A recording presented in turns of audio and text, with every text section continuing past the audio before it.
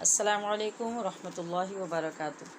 وعلیکم السلام ورحمۃ اللہ وبرکاتہ۔ جی آپ تیار ہیں سبق کے لیے؟ جی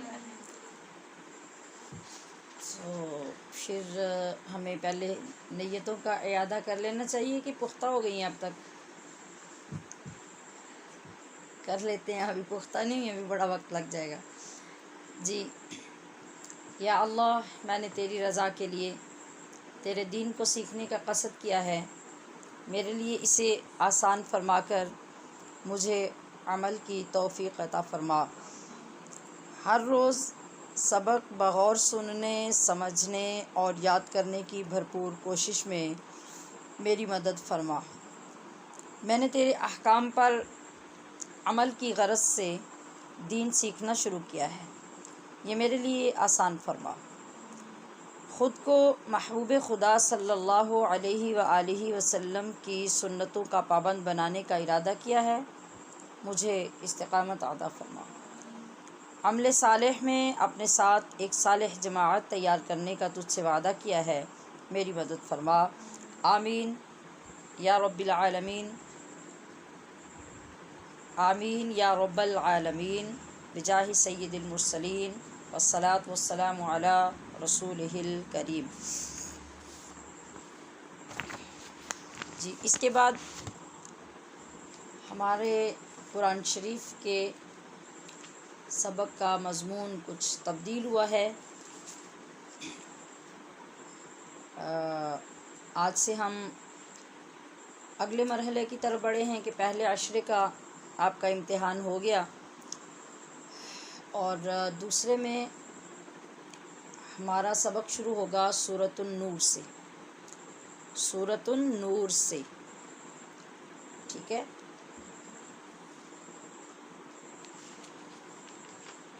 اس سورت کا کچھ تعارف، کچھ تمہید عرض کرنے کے بعد پھر میں آپ کو اس کی عربی کا سبق پڑھاؤں گی۔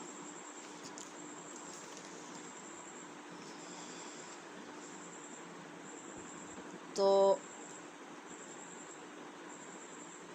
قرآن شریف میں 18ویں سپارے میں سورۃ النور ہے، جس کے 9 رکوع ہم نے پڑھنے ہیں، اور ان 9 رکوع میں 64 آیات ہیں۔ انہیں ہم کم و بیش 20 دن پہ ڈیوائیڈ کریں گے۔ آپ اندازہ کر لیجئے، 9 رکوع ہیں ہمارے پاس، جس میں 64 آیات ہیں۔ ان 64 آیات کو ہم نے پڑھنا نہیں، سیکھنا ہے، جس میں ہماری تلاوت بھی شامل ہے، تجوید کے قواعد بھی شامل ہیں، اور تفسیر و احکام بھی شامل ہیں، ٹھیک ہے؟ تو اس صورت کو اگر ہم نے 20 دن لگا کے پڑھنا ہے تو اس کا یہ مطلب ہے کہ ہمیں بہت اچھے سے پڑھنا ہے، بہت محنت کے ساتھ، بہت سمجھ کر اور پوری ذمہ داری سے۔ یہ تو الحمدللہ ہم پہلے اس بات کی طرح جیسے جیسے آگے بڑھتے رہیں گے تو ہمیں خود ہی محسوس ہوتا رہے گا کہ اسے پڑھنے سے ہمیں کیا فوائد ہو رہے ہیں، لیکن اس کو ذہن نشین کرنے کے لیے اور اس کی اہمیت کو بہت توجہ سے سمجھنے کے لیے میں آپ کے سامنے آج اس کا خلاصہ پیش کروں گی کہ آپ کے نوٹس میں رہے کہ ہم نے 20 دن میں کیا کرنا ہے۔ تو اس سورہ مبارکہ کا مختصر تعارف اور شان نزول۔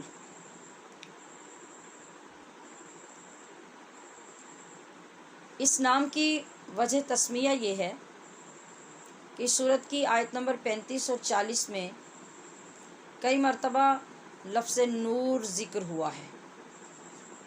ہر سورت کے نام کے لیے قرآن کریم کا یہی اسلوب ہے کہ سورہ میں ذکر ہونے والے کسی بھی امپورٹنٹ نام پر سورت کا نام رکھ دیا جاتا ہے، ٹھیک ہے؟ جیسے سورہ بقرہ ہے، سورۃ الفاتحہ ہے، اس کو سورۃ الحمد کہا جاتا ہے، اور ہم نے پچھلے دنوں میں پڑھا سورۃ الفلق اور سورۃ الناس کہ ان کو معوذتین کہتے ہیں، کہ دونوں میں یعنی پناہ مانگنے کی اور اللہ کی بارگاہ میں استعاذہ کرنے کا طریقہ بتایا گیا، اور دونوں میں ایک ہی مضمون ہے، دونوں کو اکٹھے ذکر کر دیا گیا۔ اس طرح اور بھی بے شمار صورتیں ہیں جو اسی طرح سے ان کے نام رکھے جاتے ہیں، کہ ان میں کوئی بھی نام جو اہم ہوتا ہے زیادہ، اس کو صورت کا نام بنا دیا جاتا ہے۔ اور اسی وجہ سے کہ اکثر صورتوں میں کئی لفظ ایسے ہوتے ہیں، تو ہم دیکھتے ہیں کہ قرآن پاک میں بہت سی صورتیں ایسے ہیں جن کے ایک نام کی بجائے کئی نام ہیں۔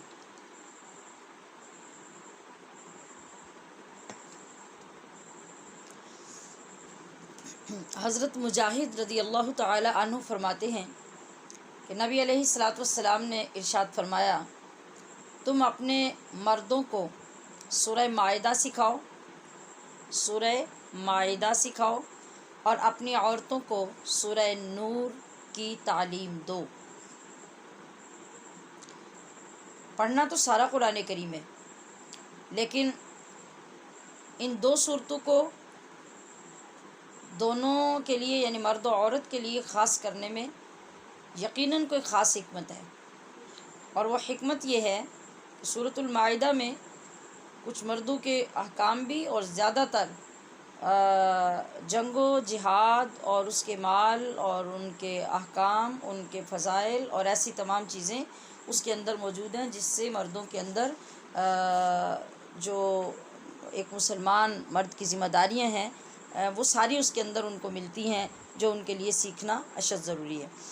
اور اسی طرح سورہ نور میں ہیں تو مردوں کے متعلق بھی اس میں احکام، کامن احکام بھی بہت سے ہیں، لیکن خاص طور پر عورتوں کی عزت، ناموس، ان کی قدر اور ان کی دیگر جو گھرداری ہے اس کے متعلق بہت سی چیزیں اس کے اندر ذکر کی گئی ہیں، جن سے ایک عورت کی زندگی مکمل بھی ہوتی ہے، سنورتی بھی ہے، بنتی بھی ہے، اور دین اسلام کے مطابق اپنی زندگی گزارنے کے طور طریقے بھی معلوم ہوتے ہیں۔ اور یہ بھی نبی اکرم صلی اللہ علیہ وسلم کا فرمان مبارک ہے کہ اپنی عورتوں کو امور خانگی یعنی سینہ پرونا کاتنا یہ بھی سکھاؤ اور سورہ نور کی تعلیم بھی دو۔ جس طرح ان چیزوں کو سکھانے میں اہتمام ضروری ہے، اسی طرح سورہ نور کو سکھانے میں بھی اہتمام ضروری ہے۔ حضرت عبداللہ ابن عباس نے ایک مرتبہ دوران حج منبر پر سورہ نور کی تلاوت اور معانی و تفسیر بیان کرنا شروع کیے تو ایسے نفیس انداز سے بیان کیے تو سننے والوں میں سے ایک صحابی رسول بول اٹھے، سبحان اللہ، یہ شخص کتنا بہترین کلام کر رہا ہے، اگر اس کلام کو رومی یعنی ترکی سن لیتے تو وہ مسلمان ہو جاتے۔ یعنی اس وقت کی وہ سپر پاور تھی روم، جس کو مسلمانوں نے، اسلام نے فتح کیا، تو وہاں کے لوگ جو ہیں، جو ان کے اوپر ایک نشہ تھا حکومت کا، غلبے کا، اور وہ دین کی طرف آنے کے بالکل قریب معلوم ہی نہیں ہوتے تھے، تو صحابی رسول صلی اللہ علیہ وسلم اس سورہ نور کی تفسیر کو اور اس مضمون کو سننے کے بعد اش کر اٹھے اور بے ساختہ سبحان اللہ حیرانگی کے ساتھ پکارا کہ ایسا اعلیٰ کلام، ایسی نفیس تفسیر اور ایسا شاندار کلام کہ اگر یہ رومیوں کے سامنے یعنی ترکوں کے سامنے بیان کیا جاتا تو وہ بھی اس کو سن کے مسلمان ہوتے، ایسا پاورفل کلام ہے۔ تو یہ چند جملے میں نے اس سورت کی فضیلت اور اس کے مقام و مرتبے کے متعلق آپ کے سامنے پیش کیے کہ آپ کو ساتھ ساتھ اندازہ ہو جائے کہ ہم کس سورت کی طرف بڑھ رہے ہیں۔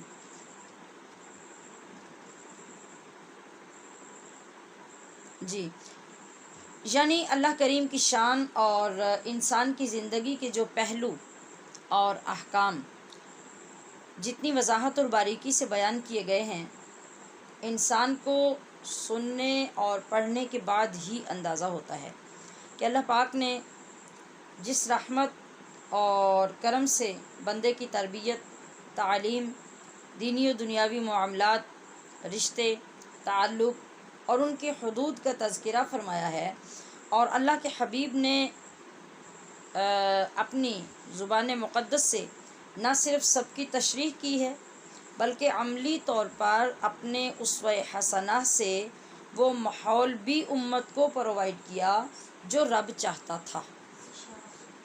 یہ بات ہمارے مشاہدے اور علم میں ہے کہ ہر غلام اپنے آقا کی فرما برداری کے ذریعے ہی مقام بلند تک پہنچتا اور ہر دل عزیز بنتا ہے۔ تو ہمارے سرتاج، ہمارے بادشاہ، جانان عالم، سلطان مکرم محمد الرسول اللہ صلی اللہ علیہ وسلم ہی ہیں۔ اگر ہماری نافرمانیوں، سیاہکاریوں اور بدعمالیوں کو دیکھ کر قیامت میں آپ نے کراہت اور بیزاری کا اظہار فرما دیا تو دختران و ہمشیران اسلام، تب ہمیں کون پوچھے گا؟ اللہ کے غضب سے کون چھڑائے گا؟ الحمدللہ آج ہمارے پاس عمل کا بھی وقت ہے اور توبہ کا بھی۔ صحیح مسلم کی حدیث کا ترجمہ سماعت کیجیے کہ نبی کریم صلی اللہ علیہ وسلم ارشاد فرماتے ہیں،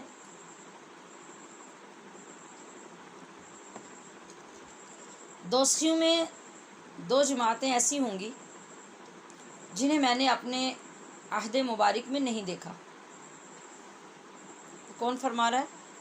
نبی کریم صلی اللہ علیہ وسلم، یعنی آپ کی ظاہری زمانے میں آپ فرما رہے ہیں کہ جن دو جماعتوں کا ذکر میں تمہیں سنانے لگا ہوں، یہ دو جماعتیں میرے ظاہری زمانے میں نہیں ہیں، یہ بعد کے زمانے میں پیدا ہوں گی۔ ان میں پہلی وہ عورتیں ہیں جو بظاہر لباس پہنتی ہیں مگر در حقیقت ننگی ہیں۔ ننگی ہونے کی کتنی صورتیں ہیں؟ لباس تنگ ہے، شارٹ ہے، باریک ہے۔ اس پہلی جماعت کے متعلق نبی اکرم صلی اللہ علیہ وسلم فرما رہے ہیں کہ میں نے ان کو دوزخ میں دیکھا۔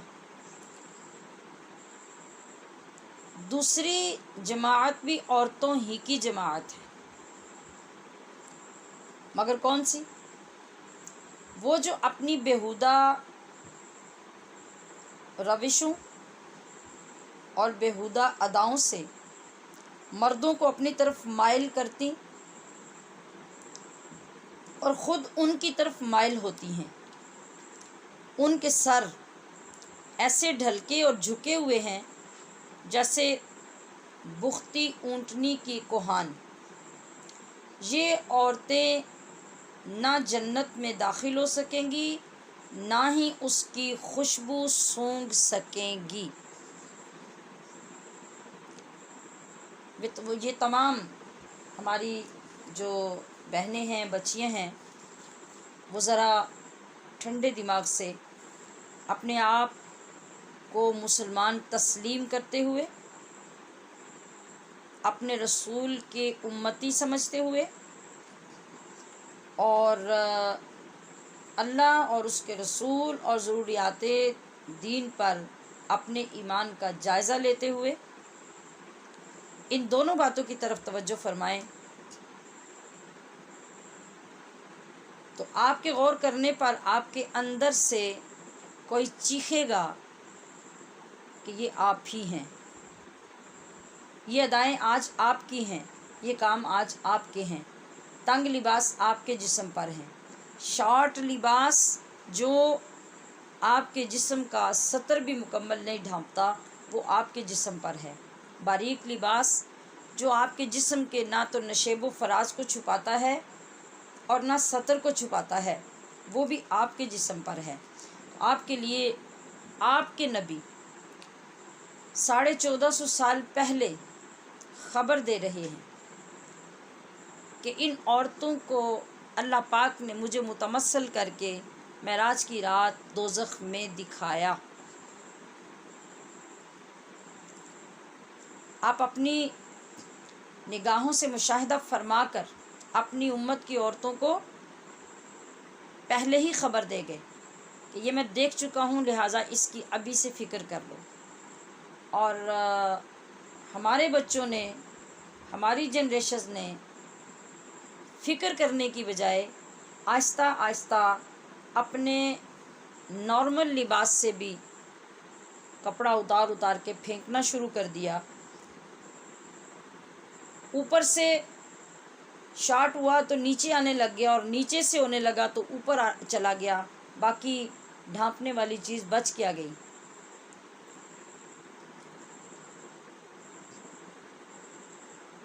آج جس انداز سے جو شرٹس، جو فراکس یا ٹراؤزرز، پہلے بھی میں نے مختصر ذکر کیا، لیکن اب تو ہمارا یہ باقاعدہ ٹاپک شروع ہو گیا۔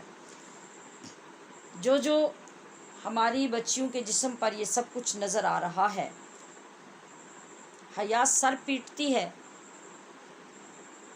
اور انسانیت کا رونا روتی ہے۔ آج کی عورت کی تباہی معاشرے کو، خاندانوں کو، زمانوں کو کہاں تک لے جائے گی؟ جب ان بچوں کی، جن کو اتنی آزادی دے دی گئی کہ انہیں اپنے مقام تک کی خبر نہ رہی، اپنا عورت ہونا تک معلوم نہ رہا، اپنے نبی سے کوئی تعلق باقی نہ رہا، تو وہاں ماں باپ بھی کھڑے ہو کے تماشا دیکھنے لگ گئے کہ ان کے سامنے بیٹی نے گلا کاٹنا شروع کیا تو کاٹتے کاٹتے سینے تک لے آئی۔ جب اسے وہاں کاٹ کے بھی تسکین نہ ہوئی تو پھر اس نے دائیں بائیں دیکھا کہ اب میں کہاں سے جسم ننگا کروں، تو پھر اس نے شولڈرز کو کاٹ دیا، پھر اس نے بازوں کو جگہ جگہ سے کاٹا، جگہ جگہ سے جسم کو ننگا کر کے دکھانا شروع کیا۔ پھر وہاں سے بھی تسلی نہیں ہوئی تو پھر پہلوؤں سے قمیضوں کو کاٹنا شروع کیا اور وہ اوپر تک کاٹ کے لے گئی۔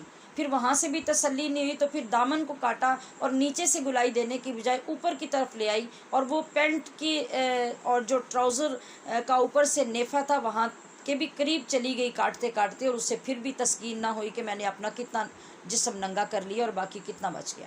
اور یہ سب ہمارے ماں باپ اپنی آنکھوں سے دیکھ رہے ہیں۔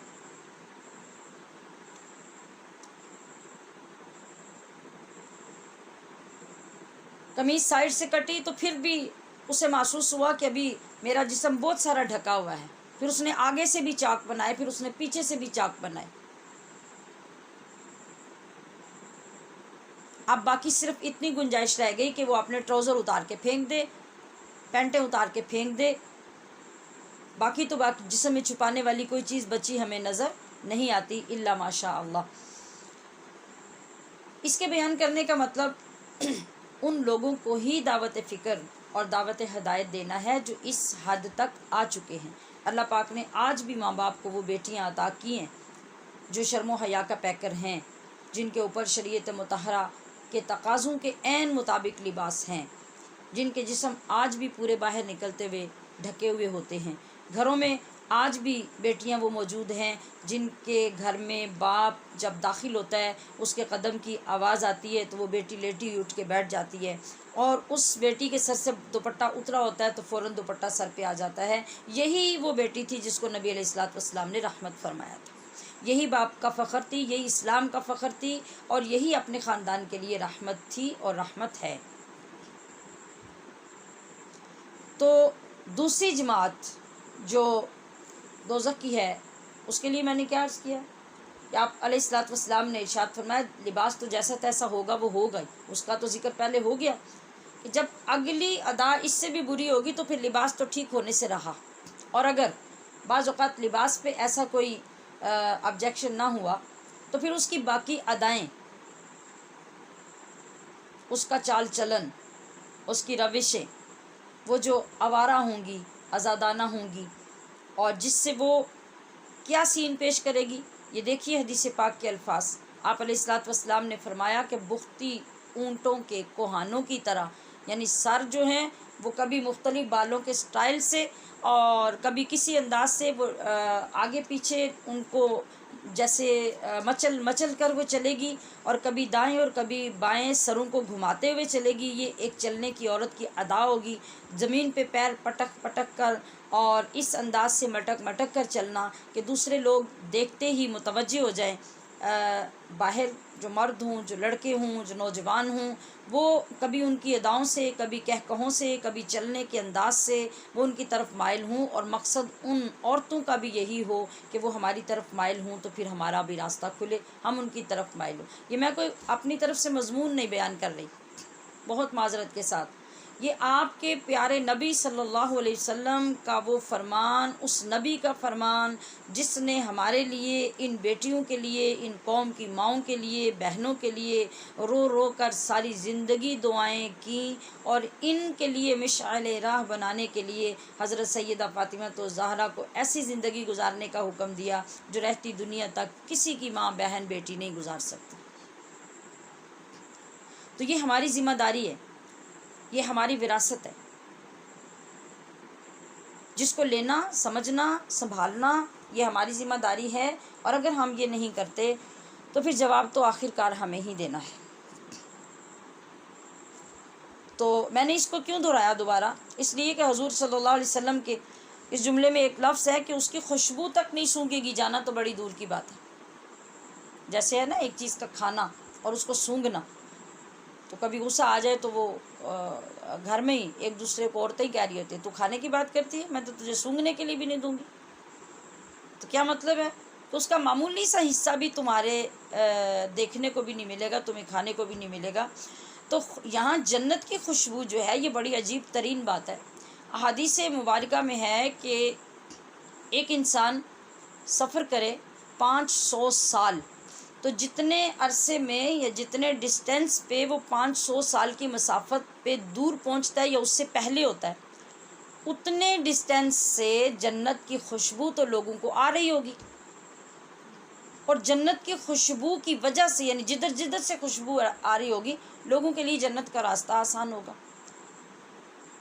اگر 50,000 سال کا وہ دن ہوگا تو اس میں سے 500 سال کے ڈسٹینس پر آپ کو جنت کی خوشبو آ رہی ہے، تو خواتین اسلام ذرا غور طلب جملہ یہ ہے، میں واپس اس لیے اس کی طرف آئی ہوں کہ اتنی بدبختی، اتنی محرومی، اتنی بد نصیبی کہ وہ عورت 500 سال دور آنے والی خوشبو تک کو نہیں سونگھ سکے گی، صرف ان کاموں کی وجہ سے جن کے بغیر آج ہم زندہ نہیں رہ سکتے، جن کے بغیر ہمارا معاشرہ ہمیں پسند نہیں کرتا ہے، جن کے بغیر ہمارے نفس کو سکون نہیں آتا، ان کا انجام یہ ہوگا۔ تو ہم سب ذمہ دار ہیں اپنے، میں بھی، آپ بھی، ہماری آنے والی نسلیں بھی، اس وقت ہمارے ساتھ موجود ہمارے خاندانوں میں ہماری بیٹیاں، بہنیں، خالائیں، چچیاں، پھوپھیاں، جو بھی جس ایج میں جہاں جہاں ان تمام چیزوں میں مبتلا ہیں، ہم سب کو اپنا احتساب خود کرنا ہے، اپنا حساب خود لینا ہے، اور اس حدیث پاک کی روشنی میں اپنے آپ کو اس آئینے میں دیکھنا ہے کہ ہمارا حلیہ کیا ہے، ہماری شکل و صورت کیا ہے، ہمارے لباس، ہماری شخصیت، یہ ساری شریعت کے تقاضے پورے کر رہی ہیں یا نہیں۔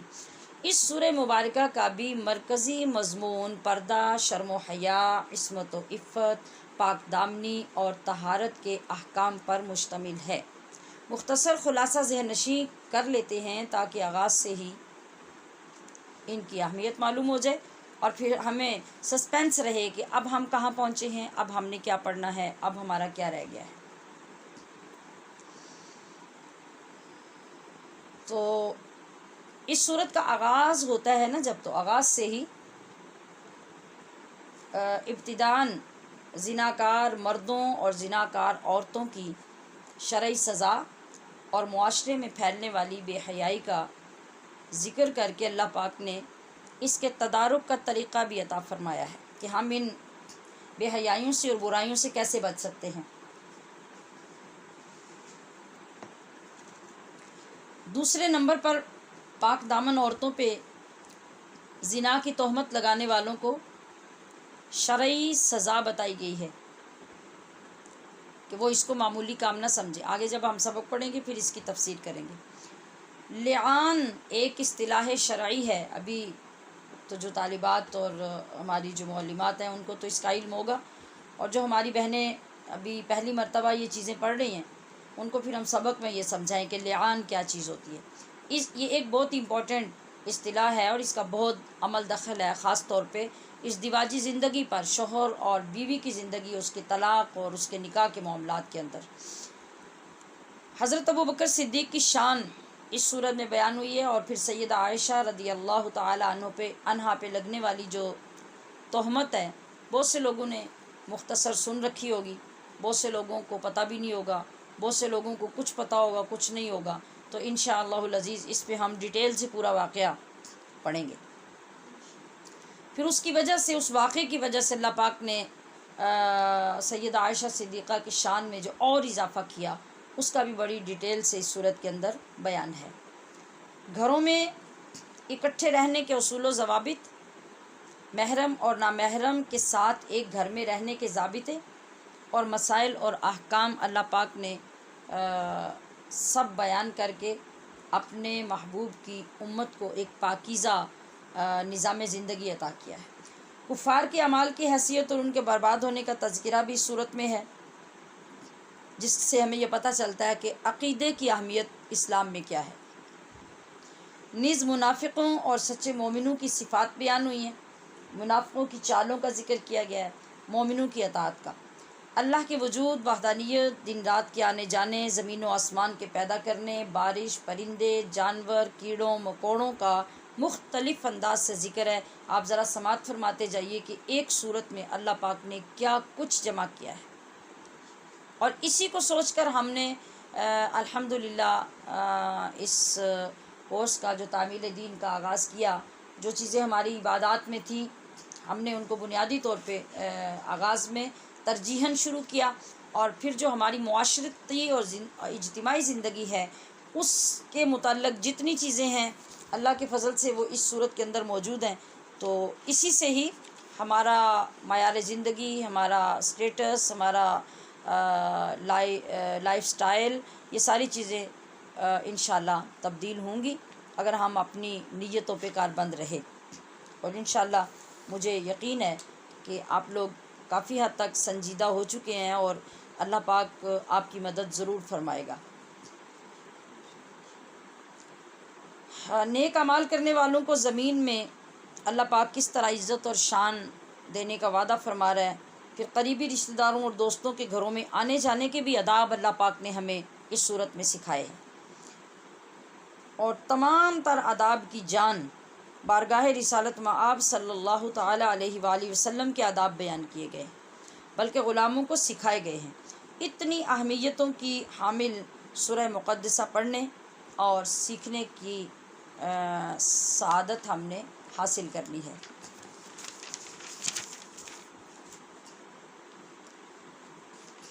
تو میں نے عرض کیا کہ تعمیل دین کورس کا مرکزی نصاب سورۃ النور شریف ہے. ہمارے ہر روز کے وعدے جو ہم سبق کے آغاز میں کرتے ہیں حقیقی طور پر ان کے پورا کرنے کا وقت اب شروع ہو رہا ہے، جس سے ہم انشاءاللہ اپنے اعمال کی پرواز کا سفر شروع کریں گے اور مزید توفیق بھی طلب کریں گے. تو ہم سورت کے پہلے مرحلے میں اس کی تلاوت ٹھیک کرتے ہیں. آپ لوگوں کو انتظار ہے کہ ہم نے جو پیچھے عبارات پڑھی ہیں اس کا ہمیں جواب جلدی مل جائے. تو میں یہاں آپ کو یہ مطلع کرنا چاہتی ہوں کہ اصل مسئلہ یہ ہے کہ ایک تو ہم کچھ لوگ جو ادارے میں موجود ہیں، جیسے کہ آپ سب کو معلوم ہے کہ ادارے تو اس طرح بند ہیں. ہم جو کام کر رہے ہیں یہ سارا تدریسی کام، یہ سیٹ اپ، یہ نیٹ کے ساتھ اٹیچمنٹ، اس کی بہت سارے مرحلے، بہت سارے کام ہوتے ہیں جو ڈیلی ہمیں کرنے ہوتے ہیں. پھر اس کے بعد یہ کہ آپ کی کلاس کی جو برکت ہے الحمدللہ وہ اتنی زیادہ ہے کہ ہمارے پاس کم و بیش دونوں کلاسز میں 1000 کے قریب ان دونوں کلاسز کے ممبرز ہیں. تو ان تمام لوگوں کے میسیجز کو سننا، پھر اس پہ کامنٹ کرنا، آپ کے رزلٹ کو ساتھ ساتھ بھیجنا. یہ اس کا سلسلہ شروع ہوا ہے. آج جی اس کی رپورٹ ساتھ ساتھ چیک ہو رہی ہے، تیار ہو رہی ہے، تو امید ہے کہ ایک آدھ دن میں وہ مکمل ہو جائے گی، اور پھر انشاءاللہ ہم اس کو اناؤنس کریں گے.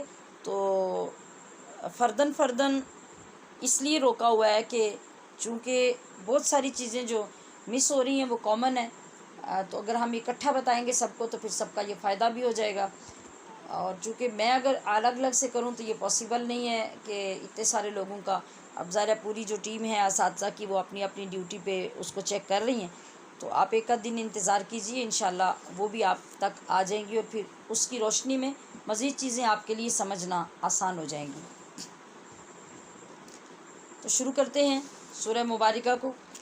میں نے آغاز میں اس کا آپ کو بتا دیا کہ اس سورت کے 9 رکوع ہیں جو ہم نے پڑھنے ہیں، اور 64 آیات ہیں، جنہیں ہم کم و بیش 20 دن میں ڈیوائیڈ کریں گے. اعوذ باللہ من الشیطان الرجیم. أعوذ بالله من الشيطان الرجيم. بسم اللہ الرحمن الرحیم. بسم الله الرحمن الرحيم. سورۃ، سورة. را نہیں پڑھیں گے. جو پیچھے سبق پڑھائے جاتے ہیں ان کو بہت اچھی طرح سے نوٹ کیا کریں، اور آگے جب پڑھتے ہیں تو کوشش کیا کریں کہ آپ کو دہرا کے بتانا نہ پڑے، آپ کو خود فکر ہو کہ میں نے یہاں ٹھیک کرنا ہے. سورۃ بالکل نہیں پڑھنا. سورۃ، سورة. سورۃ سورة. انزلناها. أنزلناها. جی انزلناها أنزلناها. وفرضناها. وفرضناها. وفرضناها. وفرضناها. رد نہیں پڑھنا. اگر آپ رد پڑھیں گے تو یہ دال کی آواز ہوگی، اور یہ حرف کو حرف سے بدلنا ہوگا، اور یہ سخت غلط ہوگا. وفرض، یہ ہم پر پڑھنے والے حرفوں میں اس کو شامل کر کے پڑھ رہے ہیں. وفرضنا، رضنا، وفرضناها. وفرضناها. وانزلنا. وأنزلنا. جی ماشاءاللہ. اب یہ جو اخفاء ہے غنے کے ساتھ جو ہم کر رہے ہیں یہ آپ ٹھیک کر رہے ہیں، اور اس کو اور زیادہ اپنی توجہ میں رکھنا ہے، تاکہ آپ اتنا آپ کو یاد ہو جائے کہ توجہ میں رکھے بغیر لفظ دیکھتے ہی آپ کو پتہ ہو کہ ہم نے اس کو کیسے پڑھنا ہے. وَأَنزَلْنَا فِيهَا. وأنزلنا فيها آيَاتٍ آيات بَيِّنَاتٍ لَعَلَّكُمْ. بينات لعلكم. جی یہاں آپ کی جو یا کی آواز پیدا ہو رہی ہے وہ ٹھیک نہیں ہے.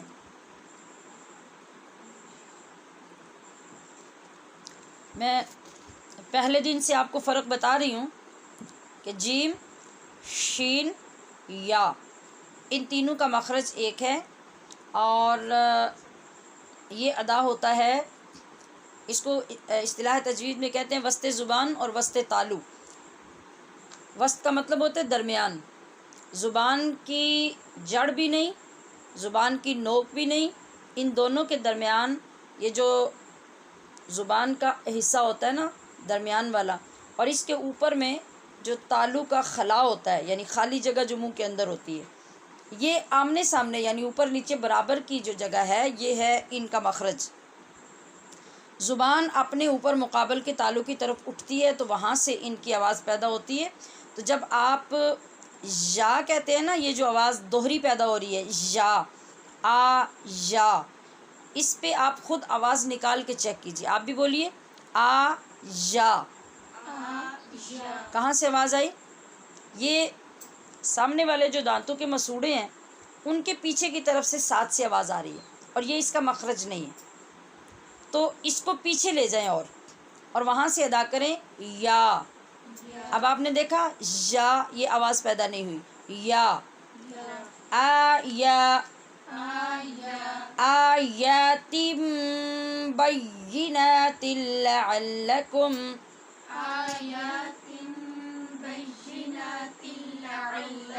جی آیات جو ہے یہاں پہ یہ نون تنوین ہے، اور اس کے بعد جو با آ رہی ہے اس پہ آپ دیکھتے ہیں شد ہے، تو یہاں پہ ہم غنے کے ساتھ پڑھیں گے.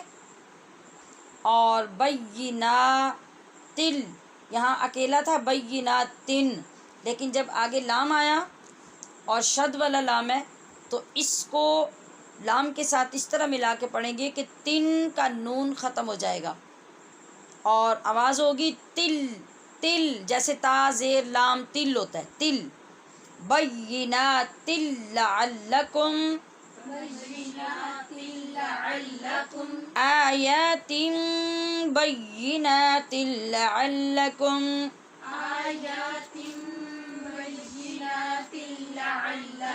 آپ نے آیاتن والی یا کو ٹھیک کیا ہے مگر بینات والی کو نہیں کیا. بی یہ غلط ہے، بی اس آواز کو پہچانیں اور اکیلے میں بھی مشق کر کے محسوس کریں کہ جب تک کی آواز پیدا ہوتی رہے گی آپ کا مخرج غلط ہوگا. بینات لعلکم آیات بینات لعلکم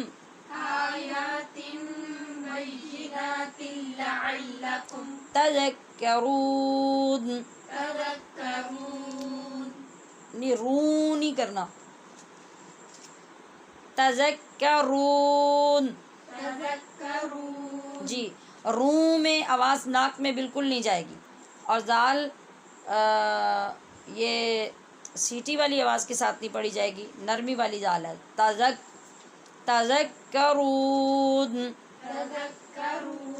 ناک سے آواز باہر نکالنے کا طریقہ یہ ہوتا ہے کہ جو حرف ایسا ہے جس میں ناک میں آواز جانے کا خطرہ ہے تو ہونٹ جب تک آپ کے پورے گول نہیں ہوں گے اس وقت تک ناک سے آواز باہر نہیں نکلے گی اور یہ غلط رہے گی. جیسے آپ دیکھیں میری طرف دیکھ کے محسوس کیجئے، تذکرون یہ ہونٹ گول نہیں ہے، پورے ناک میں آواز جا رہی ہے.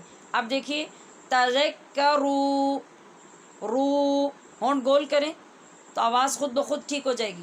تذکرون آیات بینات لعلکم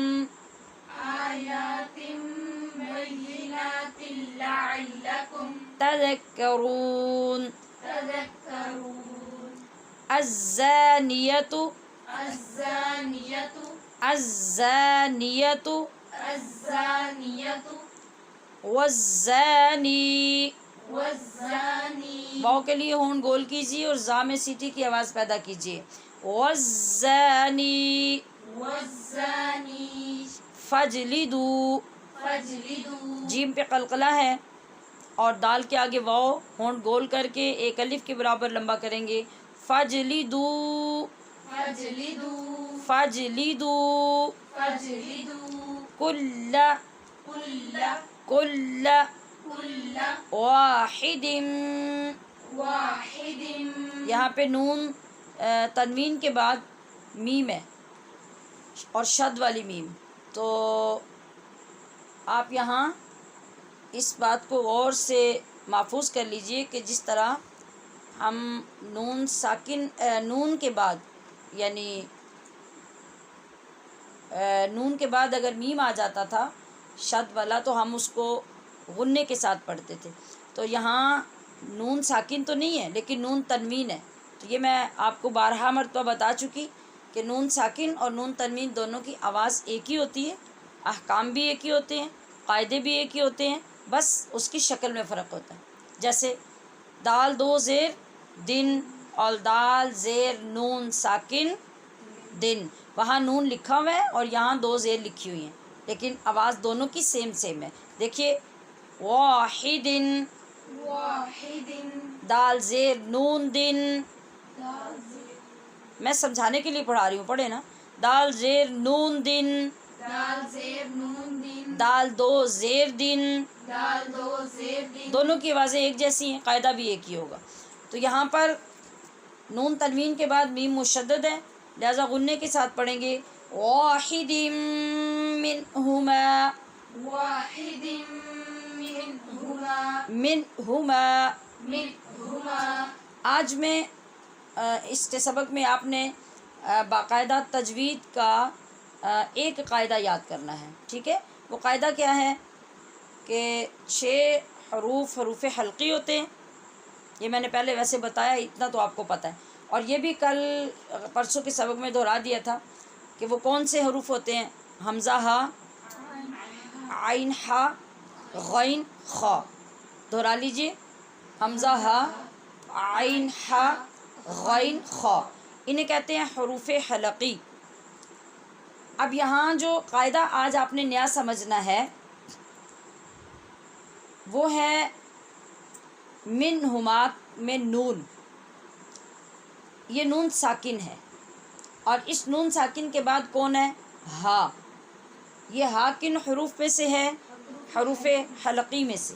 یہ پہچان کا طریقہ بتا رہی ہوں، حروف حلقی میں سے. اب آپ نے دیکھا کہ ہم نے منہما نہیں پڑھا یہاں، جبکہ میں پچھلے سبقوں میں آپ کو نون جو ساکن ہے اس کے اوپر اخفاء کے ساتھ غنہ کروا کے پڑھا رہی ہوں. یہاں پر ہم نے ایسا نہیں کیا، ہم نے پڑھا ہے منہما منہما، کوئی غنہ نہیں ہوا. تو یہاں کیا ہوا ہے؟ یہاں ہوا ہے اظہار. اظہار کا یہ مطلب ہوتا ہے کہ جو حرف آپ پڑھ رہے ہیں اس حرف میں آواز ظاہر ہو کر بغیر ٹکرائے ہوئے. ٹکراتی کہاں ہے؟ حروف قلقلہ میں. جب ہم کہتے ہیں اب، اق، آ، تو یہ ٹکرا رہی ہے، لیکن من یہاں ٹکرائی تو نہیں، لیکن ظاہر بھی ہو رہی ہے. اور دیر لگائے بغیر، غنہ کیے بغیر ہم نے پڑھا منہما منہما. اس کو کہتے ہیں اظہار حلقی. اظہار حلقی یہ کب ہوگا؟ آج کا جو سبق ہے اس کا تجوید کا، کیونکہ اب ہم نے آگے انشاءاللہ قرآن شریف کی یہ پوری صورت پڑھنی ہے، تو اس میں ہمیں اتنی تجوید کے چند قاعدے ضرور سیکھنے ہیں جس سے ہمیں خود پتہ چل جائے کہ ہم نے اخفاء، غنہ، قلقلہ، اظہار، اقلاب کہاں کرنا ہے. بس اتنا سیکھیں گے ہم. تو بولیے میرے پیچھے، نون ساکن اور نون تنوین کے بعد. نون ساکن اور نون تنوین کے بعد. نون ساکن اور نون تنوین کے بعد. نون ساکن اور نون تنوین کے بعد 6 حروف حلقی میں سے 6 حروف حلقی میں سے کوئی حرف بھی آ جائے کوئی حرف بھی آ جائے تو وہاں تو وہاں اظہار ہوگا. اظہار ہوگا. اسے اظہار حلقی کہتے ہیں. اسے اظہار حلقی کہتے ہیں. یہ قاعدہ ہے آپ کا.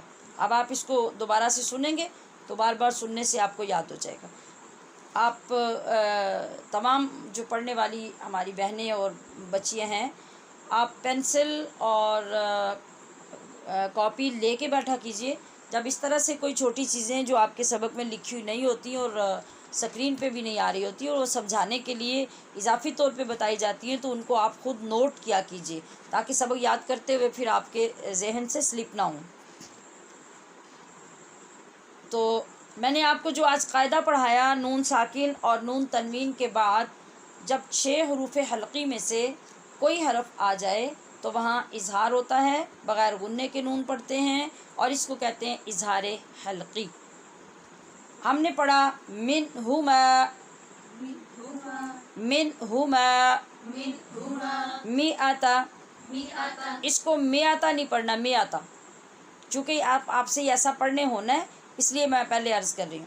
میاتا، میاتا. میم اور حمزہ دونوں اپنے اپنے مخرج سے. میم کہاں سے ادا ہوتا ہے؟ میں نے یہ بتایا تھا کہ میم، واو، فا اور با، یہ 4 حرف ہونٹوں سے ادا ہوتے ہیں.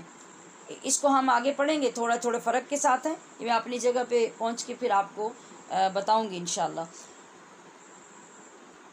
البتہ ابھی اتنا دیکھنا ہے کہ میم، ابھی بولیں میم میم. میم، میم. ام، ام. ام، ام.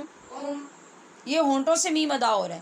تو بالکل یہ آخری یعنی ایک اینڈ ہے، منہ کا، دانتوں کا، مسوڑوں کا، زبان کا، سب کا یہ ایک اینڈ ہے. اور دوسرا اینڈ مخارج کا کیا ہے؟ انتہائے حلق، اور وہاں سے ادا ہوتا ہے حمزہ. تو ہم نے یہاں سے ایک میم ادا کر کے بالکل اینڈ پہ جانا ہے حمزہ ادا کرنے کے لیے. آپ خود محسوس کیجئے کہ اس میں مطلب کتنی وضاحت ہونی چاہیے اور کتنی تحقیق ہونی چاہیے کہ دونوں ساتھ ساتھ بھی مخرج ہوں تو پھر بھی کچھ غلطی لگ جاتی. تو میاتا میاتا نہیں پڑھیں گے، می آتا، می آتا، می لمبا نہیں، می آتا، می آتا، می آتا، می آتا، جلدہ، جلدہ، می آتا جلدہ، می آتا جلدہ، جلدہ نہیں کریں. جلدہ کیا ہے؟ زبر ہے اوپر، جل، جیم زبر لام جل، بولیے جیم زبر لام جل، جلدہ، جلدہ، می آتا جلدہ، می آتا جلدہ، ولا ولا تأخذکم تأخذکم بہما. بہما. یہاں میں نے میم پہ اخفا کیا ہے، اور یہ میم کا قاعدہ ہے، یہ میں ابھی سمجھا نہیں رہی لیکن تاکہ آپ زیادہ وہ ٹینشن نہ لے لیں.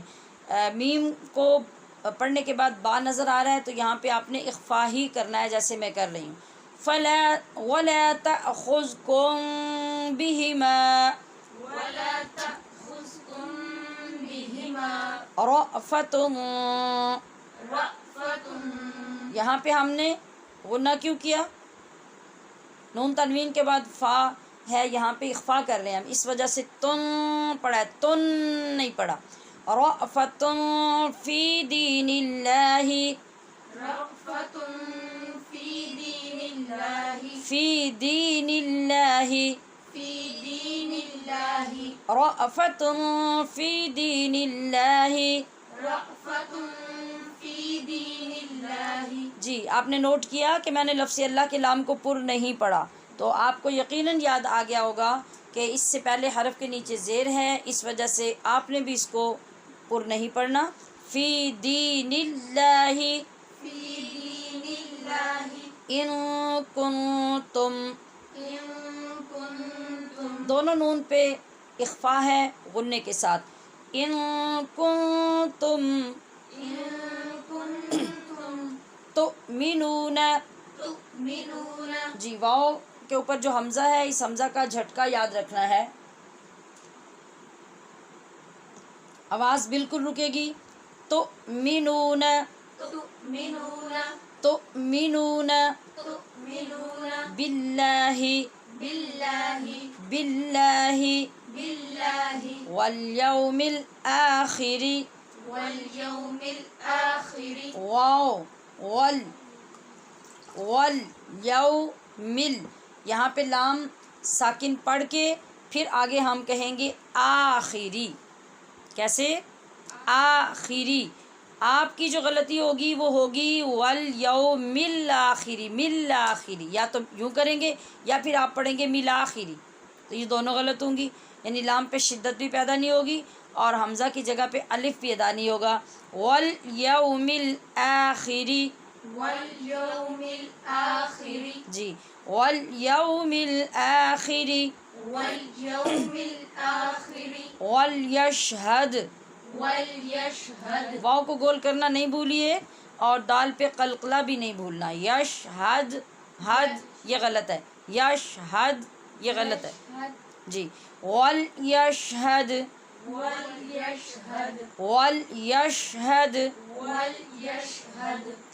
عذابہما، عذابہما، عذابہما عذابہما طائفۃ. طائفۃ. غنہ کیجیے.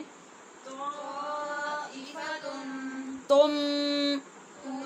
طائفۃ طائفۃ من المؤمنین. من المؤمنین. یہاں پھر حمزہ کے اوپر پوری طرح سے جیسے تؤمنون کا جھٹکا ہے اسی طرح یہاں پہ مؤمنین. مؤمنین. طائفۃ من المؤمنین. طائفۃ من المؤمنین. اب ہم الفاظ کو ایک ایک دو دو تین تین کر کے پڑھنے کی کوشش کرتے ہیں۔ سورۃ انزلناها وفرضناها، سورة أنزلناها وفرضناها، آپ نے جب اپنی مرضی سے پڑھنا ہے تو پھر آپ نے ناہا پر زیادتی کرنی ہے، تو پہلے سے احتیاط برت لیجئے۔ انزلناها وفرضناها، أنزلناها وفرضناها، سورۃ انزلناها وفرضناها، سورة أنزلناها وفرضناها، جی آواز پوری طرح سے کھولیے اور بغیر جھجک کے، جس طرح سے روز میں تاکید کرتی ہوں اس طرح سے پڑھیے، کیونکہ اب آپ نے آیات کو روانی سے پڑھنا ہے۔ وَأَنزَلْنَا فِيهَا، وأنزلنا فيها وَأَنزَلْنَا فِيهَا وأنزلنا فيها آيَاتٍ بَيِّنَاتٍ، آيات بينات آيَاتٍ بَيِّنَاتٍ آيات بينات لَعَلَّكُمْ تَذَكَّرُونَ، لعلكم تذكرون آيَاتٍ بَيِّنَاتٍ لَعَلَّكُمْ تَذَكَّرُونَ، آيات بينات لعلكم تذكرون الزَّانِيَةُ وَالزَّانِي الزانية والزاني فاجلدوا كل واحد منهما، فاجلدوا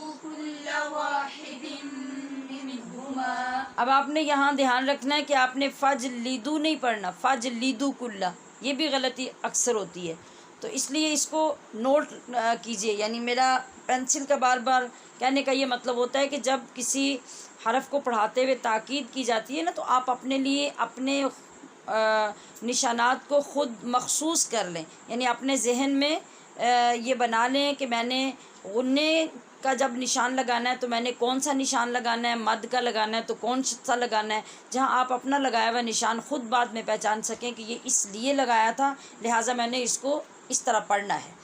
فَاجْلِدُوا كُلَّ وَاحِدٍ مِّنْهُمَا، فاجلدوا كل واحد منهما من نہیں کہنا، منہما منهما 100 جلدہ 100 جلدة ولا تأخذكم بهما ولا تأخذكم بهما رأفة في دين الله، رأفة في دين الله، تم کے لیے ہونٹ بند نہیں کرنے، یہ اخفا ہے، اس میں آواز کو کچھ چھپانا ہے لیکن ہونٹ بند کیے بغیر پڑھنا ہے۔ تم کہیں گے تو میم بن جائے گا، رأفة في دين الله، رأفة في دين الله، إن كنتم تؤمنون إن كنتم تؤمنون إن كنتم تؤمنون بالله واليوم الآخر إن كنتم تؤمنون بالله واليوم الآخر، وليشهد عذابهما وليشهد عذابهما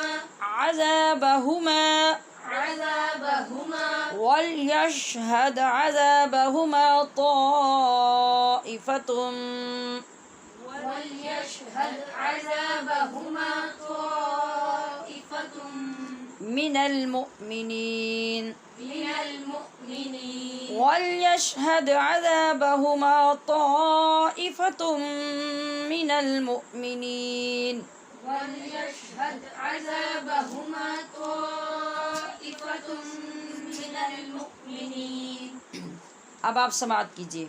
بسم اللہ الرحمن الرحیم، سورة انزلناها وفرضناها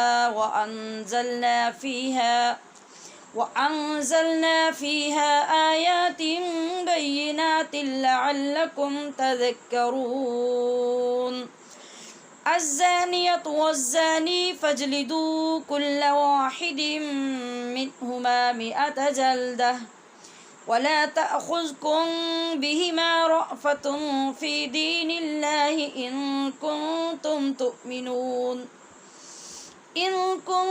تؤمنون بالله واليوم الآخر وليشهد عذابهما طائفة من المؤمنين. جی لفظی ترجمہ دیکھ لیجئے. سورتن یہ ایک سورت ہے. انزلنا ہم نے نازل کیا ہے ہا اسے.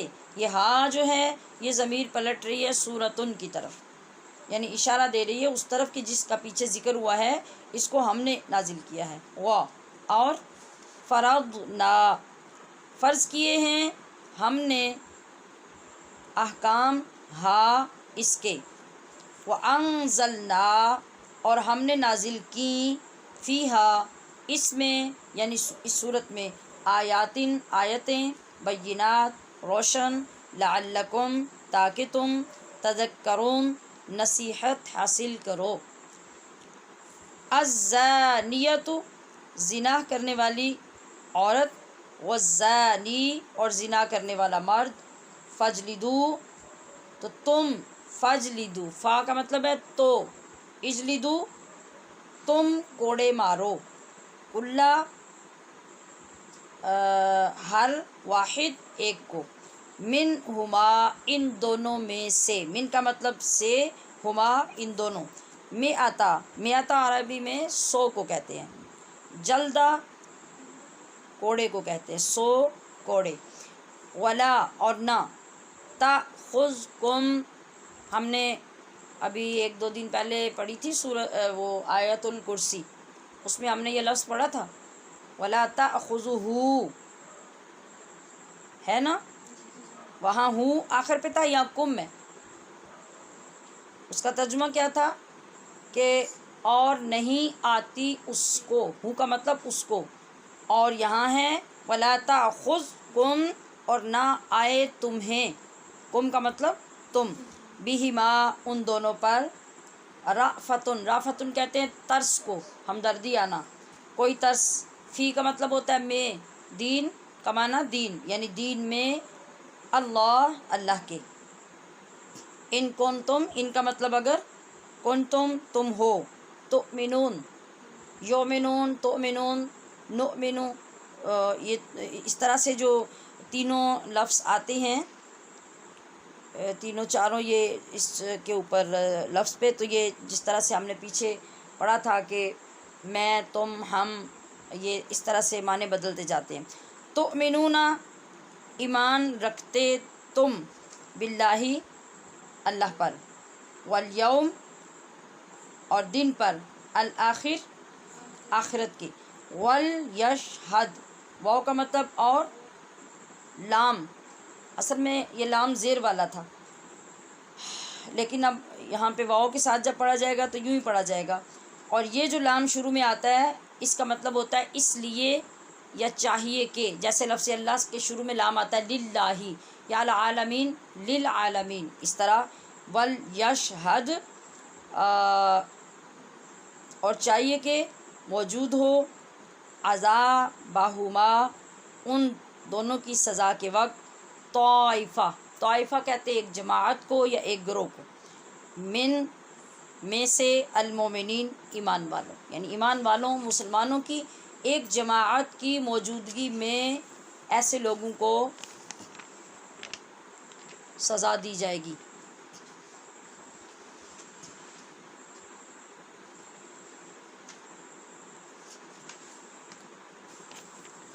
اچھا جی، اب ہم نے اس سورہ مبارکہ کو جو روزانہ پڑھنا ہے، تو جتنا سبق ہم پڑھیں گے اس میں حاصل ہونے والے کچھ مسائل احکام. اب ہم اس طرح بہت طویل روزانہ کی تفسیر کو لے کے نہیں چلیں گے، جو بہت طویل تفسیر والے آیات اور صورتیں اور جو مسائل تھے وہ میں نے اس لیے پہلے آپ کو پڑھا دیے. لیکن اب اس میں بھی جہاں پہ مسائل والی چیزیں آئیں گی ہم وہاں پہ تھوڑی تفسیر اس کے مطابق طویل کریں گے، اور جہاں ایسی چیزیں نہیں ہوں گی وہاں مختصر الفاظ کے ساتھ تفسیر کو سمجھ کے آگے گزریں گے۔ تو اس میں سب سے پہلے لفظ استعمال ہوا ہے سورتن۔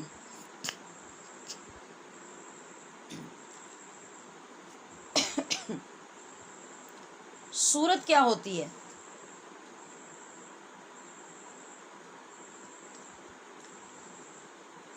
اس کا معنی ہے رفعت، بلندی یا مقام رفیع یا بلند منزل۔ کسی کا مقام رفیع کا مطلب اونچا مقام حاصل کر لینا، بلندی کا مطلب بھی ہوتا ہے کسی اونچے مقام پہ پہنچ جانا۔ اور ایک اور معنی ہے سورت کے، وہ ہیں کسی شہر، کالونی یا ٹاؤن کی جو باؤنڈری ہوتی ہے۔ پرانے زمانے میں جو شہر ہوتے تھے نا، جس طرح آج کل ہمارے جو کالونیاں بنتی ہیں، سوسائٹیز بنتی ہیں، ان کی باؤنڈریز ہوتی ہیں۔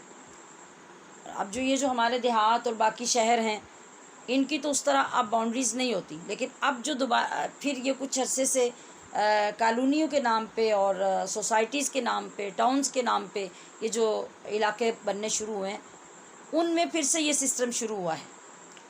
تو یہ جو باؤنڈری ہوتی ہے، اس باؤنڈری کو بھی سورہ کہتے ہیں۔ اچھا، اب یہ جو قرآن شریف میں ہم پڑھتے ہیں، پھر ان کو سورہ کہنے کی کیا وجہ ہے؟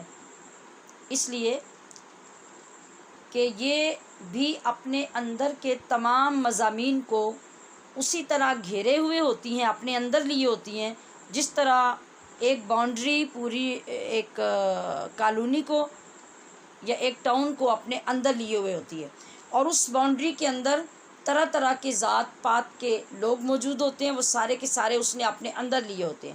اسی طرح سے ہر صورت کے اندر مختلف چیزیں ہوتی ہیں جو صورت اپنے اندر ان کو سمائے ہوئے ہوتی ہے، تو اس مناسبت کی وجہ سے اس کو صورت کہا جاتا ہے۔ اور اگر بلند مقام یا مقام رفیع یا رفعت اور بلندی بھی معنی اس کا سمجھا جائے، تو پھر اس کی مناسبت یوں ہوتی ہے کہ سورت پڑھنے سے انسان کو بلند مقام حاصل ہوتا ہے۔ کیسے؟ مطلب جب ایک سورت پڑھے گا، اگر وہ ثواب کے اعتبار سے اس کو دیکھے گا تو ہر حرف کے بدلے اس کو 10 نیکیاں ملیں گی، تو مقام بلند ہوا کہ نہیں؟ ایک سورت میں پتہ نہیں اس نے کتنے 100 کتنے ہزار حرف پڑھے ہیں، اور ان حروف کی وجہ سے اس کو 10 نیکیاں ملی، تو اس کا مقام اونچا ہوا، وہ بلند مقام پہ پہنچا، اگر اس نے اللہ کے کلام کی عزت اور اس کی تعظیم کرتے ہوئے اس کو پڑھا۔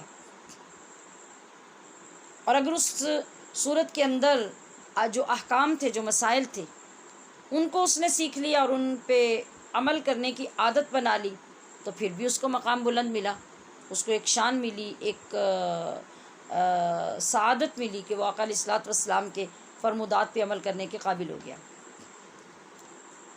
تو یہ مختصر سی وضاحت تھی لفظ سورہ کی۔ اور ان کی ضرورت کیا ہے؟ مطلب یہ ساری جو مختلف چیزیں آ رہی ہیں قرآن پاک میں، تو ہم تھوڑا سا اور آگے چلتے ہیں کہ جس طرح ہر علم اور ہر کتاب کی مختلف تقسیمات ہوتی ہیں، مطلب ایک لیسن ہوتا ہے، پھر اس کے مختلف چیپٹرز ہوتے ہیں، ایک کتاب ہوتی ہے، پھر اس کے کچھ مختلف آگے اس کتاب کے باب ہوتے ہیں، ان بابوں کے آگے پھر فصلیں ہوتی ہیں، اور اس طریقے سے وہ بڑی تقسیموں سے چھوٹی تقسیموں کی طرف آتی جاتی ہے۔ تو پھر اس طرح سے کتاب کو پڑھنا، سمجھنا، اسباق کو اور جو ہوتے ہیں ٹاپکس ہوتے ہیں ان کو الگ الگ کر کے سمجھنا آسان ہو جاتا ہے۔ تو قرآن کریم کو بھی مختلف تقسیموں میں تقسیم کیا گیا ہے۔ سب سے پہلی اور بڑی تقسیم قرآن پاک کی منزلوں سے کی گئی ہے۔ قرآن پاک کی کل 7 منزلیں ہیں۔ اس کے بعد اس کی منزل پاروں سے ہوئی ہے، تو اس کے 30 پارے ہیں۔ پھر اس کی ایک تقسیم اور ڈیوائڈنگ جو ہے وہ صورتوں میں ہوئی ہے، اور وہ 114 ڈیوائڈنگز ہیں، یعنی 114 صورتیں ہیں جو۔ پھر صورتوں کے اندر بھی ڈیوائڈنگ ہے، یعنی تقسیم ہے، اور وہ ہے رکوعات سے، ایک ایک صورت میں کتنے کتنے رکوع ہیں۔ اور پھر سب سے چھوٹی تقسیم جو قرآن پاک میں ہے وہ ہے آیت۔ ہر صورت میں آپ دیکھتے ہیں کہ کتنی آیات ہوتی ہیں. ایک چھوٹی سی بظاہر جو صورت ہم نے پڑھی، صورت اخلاص، صورت فلق، صورت والناس، سورۃ فاتحہ، ہر ایک کے اندر کتنی کتنی صورتیں ہیں. تو سب سے چھوٹی تقسیم جو ہے وہ ہے آیت کی، کہ فلاں آیت میں کیا ہے، فلاں آیت کتنی بڑی ہے، اس کے اندر کتنے لفظ ہیں، اس کے اندر حکم کیا ہے. اس طریقے سے یہ ساری تقسیمات ہیں. اللہ کریم نے اس صورت کا آغاز ہی اسی لفظ سے فرما کر اپنا جلال اور رعب نمایاں کیا ہے. صورتیں تو 114 جو ساری کی ساری ہیں وہ سب صورتیں ہیں، تو پھر یہ خاص صورت کیوں؟ صرف اس میں مذکور مضامین کی اہمیت سمجھانا مقصود تھا کہ سننے والے پر سنتے ہی ایک ہیبت اور جلالت طاری ہو جائے کہ یہ جو کلام آیا ہے یہ کہاں سے آیا ہے، کس نے بھیجا ہے، بھیجنے والا کیا کہہ رہا ہے، کہنا کیا چاہتا ہے، اس کے اندر نقل کیا ہے. تو جب کوئی بڑی جلال والی چیز ہو اور بڑی اہم چیز ہو، یا بہت ساری چیزوں کی وجہ سے بڑے سخت احکام نازل کرنے ہوں، اور کوئی مطلب ایک جو اتھارٹی ہوتی ہے اس اتھارٹی کی طرف سے جب لیٹر جاری ہوتا ہے تو پھر اس کے اندر بڑا جلال ہوتا ہے اور بڑا رعب ہوتا ہے. اور پھر وہ اپنی طرف اس چیز کو منسوب کرتے ہوئے بھی جب اپنا کوئی ایلچی یا اپنا کوئی قاصد یا اپنا پیغامبر یا اپنا میسنجر کوئی بھیجتا ہے تو وہ کہہ کے بھیجتا ہے کہ جا کے انہیں کہہ دینا کہ یہ ہماری طرف سے پیغام ہے، یہ ہماری طرف سے آرڈر ہے، اب کسی کو اس کی خلاف ورزی کی ضرورت اور گنجائش نظر نہیں آئے گی. اس طرح سے اس انداز کے ساتھ وہ کلام بھیجا جاتا ہے. تو یہاں پر اللہ کریم نے بھی وہ طریقہ کار اختیار فرمایا کہ یہاں میں نے نازل کیا، میں نے بھیجا، میں نے فرض کیا، یہ نہیں کہا، بلکہ بادشاہوں کی طرح رب ذوالجلال نے یہاں متکلم واحد کا نہیں، متکلم جمع کا صیغہ ارشاد فرمایا تاکہ مزید دبدبہ اور عظمت ظاہر ہو. اور یہی بادشاہوں کا انداز بھی ہوتا ہے. مقصد یہ تھا کہ اس صورت میں جو حکم ہے اس حکم کو عام حکم نہ سمجھا جائے، ہماری طرف سے مشورہ یا رائے نہ سمجھی جائے، بلکہ ہم نے سٹارٹ میں ہی یہ ارشاد کر دیا کہ اس کے احکام ہم نے تمہارے اوپر فرض کیے ہیں، فرض جن کو چھوڑنے کی قطعاً گنجائش نہیں. تو بھیجنے والا کون ہے؟ احکم الحاکمین، بادشاہوں کا بادشاہ، رب العالمین. اور آگے فرمایا کہ جو کچھ ہم نے اس سورہ میں نازل کیا وہ پیچیدہ نہیں، مبہم نہیں، بلکہ کیا ہے؟ آیاتم بینات، کھلم کھلی، روشن، واضح، چمکتی آیتیں ہیں جن کو سمجھنے میں کوئی دقت نہیں ہے. واضح اور کھلی باتیں ہیں تاکہ تم یہ عذر پیش نہ کر سکو کہ ہمیں تو سمجھ ہی نہیں آئی تھی اس سے مراد کیا تھی، اس کا مقصد کیا تھا، اور عمل کرنے میں تمہیں کوئی دقت نہ ہو. حکمت کیا ہے؟ حکمت یہ ہے کہ اس میں سراسر تمہارا بھلا ہے تاکہ تم راہ راست پر رہو اور بالآخر کامیابی تمہارا مقدر اور تمہاری منزل بن جائے. اس طرح منفرد انداز سے اللہ رب العزت نے اس صورت کا آغاز کیا اور شروع میں ہی ایسے سخت احکام بیان کیے کہ اگر ایمان کا کچھ حصہ بھی بندے کے اندر موجود ہو اور وہ ان ساری باتوں پہ یقین رکھتا ہو جو اللہ نے نازل فرمائی ہیں تو وہ سر سے پیر تک دہل کے کام کر رہ جائے کہ اگر ہم یہاں سے معمولی سی بھی غلطی کریں گے تو ہمارے پاس بچنے کی کوئی صورت نہیں رہے گی. آج ہم اس کو، چونکہ اس کا تعارف اور آغاز بھی شامل تھا نا، خلاصہ بھی، لہٰذا آج کے سبق کی ساری تفسیر ہم نہیں کریں گے. کل کا سبق اور آج کے سبق کی تفسیر کل ہم ایک ساتھ مکمل کریں گے تاکہ پھر آپ کے لیے زیادہ ثقیل نہ ہو جائے.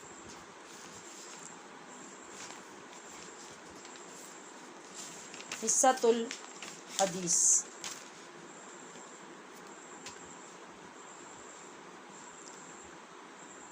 آج ہمارے سبق میں حدیث نمبر 13 پڑھی جا رہی ہے، اور میں توجہ دلانا چاہوں گی آپ کی کہ جس دن آپ نے پہلی حدیث کے الفاظ پڑھے تھے اور ان کا تلفظ ٹھیک کیا تھا تو مجھے معلوم ہے سالہ سال کے تجربے کی وجہ سے کہ بہت سارے لوگوں کو یہ انتہائی مشکل لگا ہوگا کہ ہم ان کو کیسے یاد کریں گے، ہم ان کو کیسے ادا کریں گے، 40 حدیثیں ہم کیسے یاد کر لیں گے۔ تو اللہ کے فضل سے آپ نے دیکھا کہ جب آپ نے قدم اٹھایا تو آج آپ 13ویں حدیث پڑھنے جا رہے ہیں اور 12 حدیثیں آپ یاد کر چکے ہیں۔ یہی برکت ہوتی ہے۔ اللہ پاک فرماتا ہے نا کہ قدم اٹھانا، ارادہ کرنا، نیت کرنا تمہارا کام ہے، تمہاری ڈیوٹی ہے، اور پھر اس کو قبول کرنا اور اس میں آسانیاں پیدا کرنا اور تمہیں کامیاب کرنا، یہ میری ذمہ داری ہے۔ تو چھوٹی چھوٹی چیزوں سے جب بندہ چھوٹے چھوٹے نتیجے نکالتا ہے تو اس کی طاقت بڑھتی جاتی ہے، ارادے مضبوط ہوتے جاتے ہیں، پختہ ہوتے چلے جاتے ہیں۔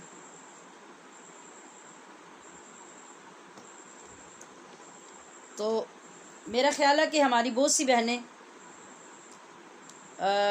12 احادیث یاد کر کے بہت خوش ہوں گی کہ اللہ پاک نے ہماری مدد فرمائی۔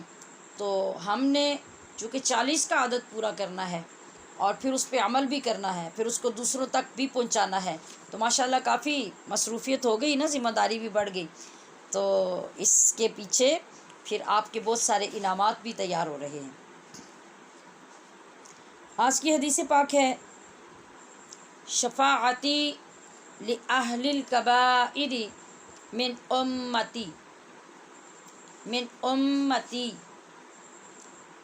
اس کا ترجمہ ہے کہ میری شفاعت میری امت کے بڑے بڑے گناہ گاروں کے لیے ہے، یعنی کبیرہ گناہ کرنے والوں کے لیے۔ یہ میں نے آپ کو ترجمہ اور عبارت بتائی، میں لفظ پڑھا دیتی ہوں۔ مضمون دیکھ لیجئے کہ میری شفاعت میری امت کے کبیرہ گناہ کرنے والوں کے لیے ہے، کہ کوئی یہ نہ سمجھے کہ جو نمازی ہیں، پرہیزگار ہیں، نیک ہیں، ابرار ہیں، شاید حضور انہی کو جنت میں لے کے جائیں گے۔ آپ نے اس کی وضاحت فرما دی، تو آئیے پہلے حدیث پاک کو پڑھنا سیکھ لیجئے۔ شفاعتی، شفاعتی، شفاعتی نہیں کہنا، آگے یا ہے تا کے بعد، اور یہ جو ساکن یا زیر کے بعد ہوتی ہے اس کو یا مدہ کہتے ہیں اور اس کو بھی لمبا کرتے ہیں۔ شفاعتی نہیں، شفاعتی، شفاعتی، شفاعتی شفاعتی، لأہل لأہل الکبائر، الکبائر، لأہل لأہل الکبائر الکبائر، من امتی، من امتی، من امتی۔ من امتی۔ شفاعتی کا مطلب ہے شفاعتن، جو لفظ ہوتا ہے اس کا مطلب تو ہوتا ہے شفاعت۔ شفاعت عربی کا لفظ ہے، اس کا اگر فارسی میں ترجمہ کریں تو پھر اس کا ترجمہ سفارش بن جاتا ہے۔ اور بعض علماء کرام نے شفاعت اور سفارش میں کئی باریک نکات بھی بیان فرمائے ہیں، لیکن ابھی ہمارا تو یہ محل نہیں ہے، کیونکہ ہم نے ایک صورت کو یاد کرنا ہے اور اس کی مختصر سی تفسیر کرنی ہے، اتنی جو ہماری سمجھ میں آ جائے۔ تو شفاعہ کے ساتھ جو یا لگا، اس کا یہ مطلب ہے کہ شفاعت میری، یعنی میری شفاعت، ٹھیک ہے۔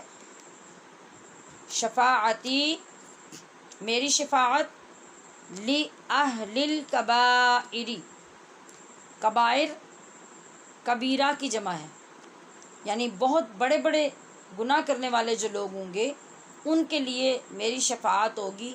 کون سے گناہ گار؟ من امتی، میری امت میں سے۔ یہ ابو داؤد کی حدیث ہے، یعنی ابو داؤد جو کتاب ہے احادیث سے مبارکہ کی، اس سے یہ حدیث پاک لی گئی ہے۔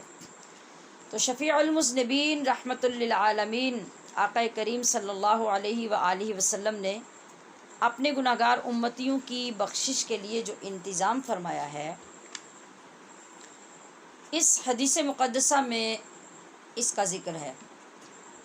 قرآن عظیم میں بھی رب کریم ارشاد فرماتا ہے وَلَسَوْفَ يُعْطِيكَ رَبُّكَ فَتَرْضَىٰ،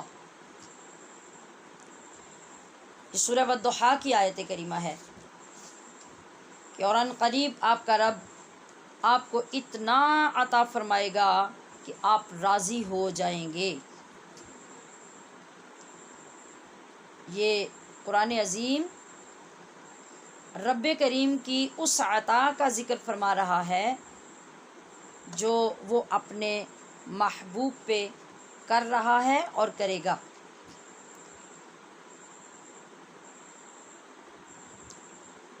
جس کا ترجمہ عام طور پہ اکثر اس شعر میں آپ نے سنا کہ خدا کی رضا چاہتے ہیں دو عالم، خدا چاہتا ہے رضائے محمد، یعنی وہ اپنے محبوب کو ہر حال میں راضی دیکھنا چاہتا ہے۔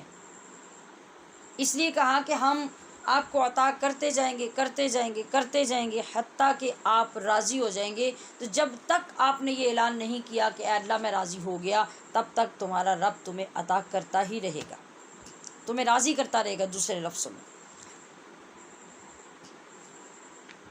تو وجہ ہی صرف یہ ہے کہ اللہ اپنے محبوب کو ہر حال میں خوش دیکھنا چاہتا ہے۔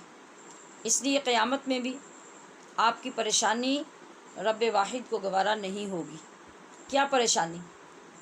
یہ ماں باپ سمجھ سکتے ہیں اس پریشانی کو کہ جب ان کی اولاد کو کوئی پریشانی لاحق ہو جائے تو ان کا حال کیا ہوتا ہے۔ کسی استاد کا وفادار، لائق اور بہت سعادت مند شاگرد کسی مصیبت میں گر جائے تو اس کو کتنی تکلیف ہوتی ہے، کتنی ٹینشن ہوتی ہے۔ تو یہ تو کریم آقا ہیں اور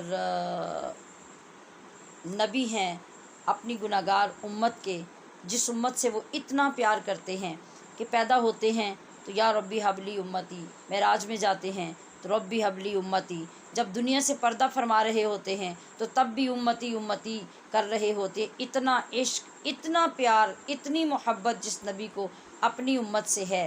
تو قیامت میں آپ نے سن رکھا ہے کہ وہاں منافق بھی ہوں گے، مومن بھی ہوں گے، نیک بھی ہوں گے، برے بھی ہوں گے، ہر ایک اپنے اپنے اعمال کی پریشانی میں اور اپنے حساب کی پریشانی میں مبتلا ہوگا۔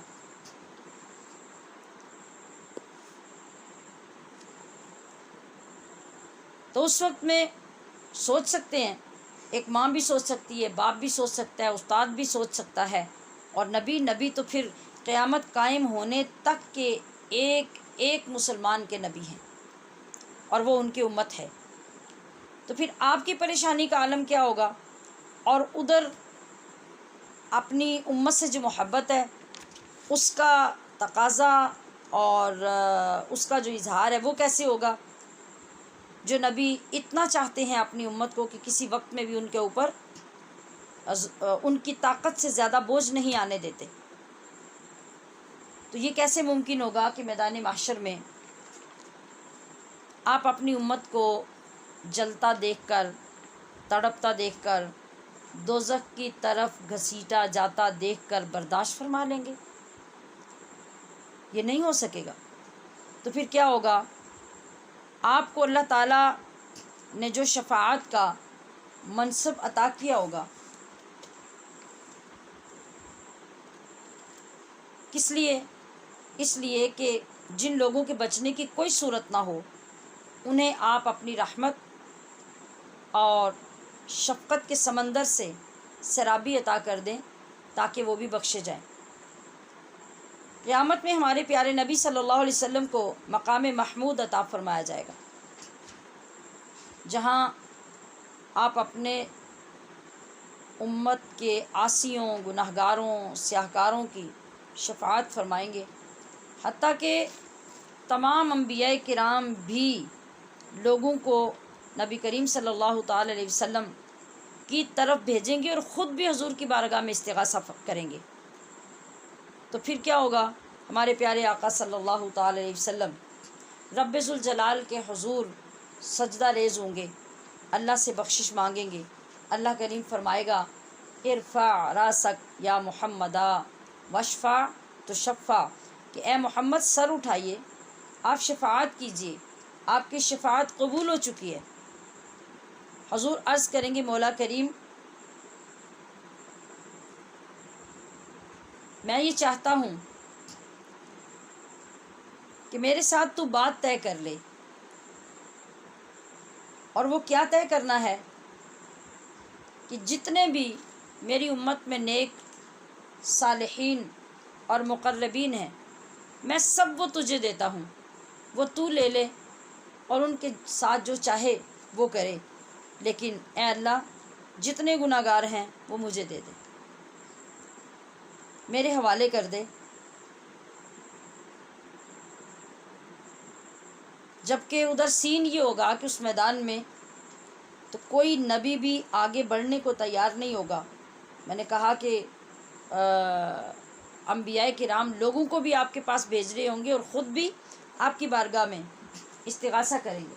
تمام انبیاء کرام جب اللہ کی بارگاہ میں حاضر ہوں گے تو ان سے مختلف سوالات کیے جا رہے ہوں گے، ان کی امتوں کے بارے میں پوچھا جا رہا ہوگا، ان کی امتیں ان پر الزامات لگا رہی ہوں گی، جیسا کہ قرآن کریم حضرت عیسیٰ علیہ السلام کے بارے میں بھی بیان کرتا ہے کہ جس وقت حضرت عیسیٰ علیہ السلام کی قوم اللہ کے دربار میں حاضر ہوگی تو اللہ تبارک و تعالیٰ ان لوگوں سے پوچھے گا کہ تم نے میرے نبی پر ایمان کیوں نہیں قبول کیا، اس کا ساتھ کیوں نہیں دیا، اس کی بات کیوں نہیں مانی، اور اس کو میرا بیٹا کیوں بنایا، وہ تو میرا نبی تھا۔ یہ ساری باتیں جب آپ کی امت سے پوچھی جائیں گی تو وہ امت الزام لگائے گی حضرت عیسیٰ علیہ السلام کی طرف، مختلف باتیں بنائیں گی، تو اس وقت اللہ کریم حضرت عیسیٰ علیہ السلام سے یہ سوال کرے گا۔ قرآن کریم فرماتا ہے کہ وَإِذْ قَالَ اللَّهُ يَا عِيسَى ابْنَ مَرْيَمَ أَأَنْتَ قُلْتَ لِلنَّاسِ اتَّخِذُونِي وَأُمِّيَ إِلَٰهَيْنِ مِن دُونِ اللَّهِ، آپ کی جو قوم ہے وہ الزام لگائے گی کہ انہوں نے ہمیں کہا کہ ہمیں الہ مانا جائے اور ہم ان کو الہ مانتے رہے۔ تو اللہ تبارک و تعالیٰ پھر اس میدان محشر میں پوچھے گا کہ عیسیٰ آپ کی قوم تو یہ کہہ رہی ہے، تو حضرت عیسیٰ عرض کریں گے سبحانک ما یکون لی ان اقول ما لیس لی بحق، کہ اے اللہ پاکی تجھے ہے، مجھے یہ حق نہیں پہنچتا کہ میں ان سے یہ کہتا جو سچ بات نہیں تھی، جو درست نہیں تھی، اور اگر میں نے کہا بھی ہوتا تو یا اللہ تجھ سے تو کوئی چیز چھپی نہیں ہے، تو جانتا ہی تھا، جو کچھ میرے اندر ہے تو اس کو جانتا ہے، اور جو تیرے پاس ہے میں اسے نہیں جانتا، بے شک تو ہی علام الغیوب ہے۔ تو میں نے تو ان تک وہی پیغام پہنچایا جو تو نے مجھے دیا، جو تو نے کہا میں نے ان تک وہی پہنچایا، اور تیری عبادت کرنے کا میں نے ان کو حکم دیا اور تبلیغ کی۔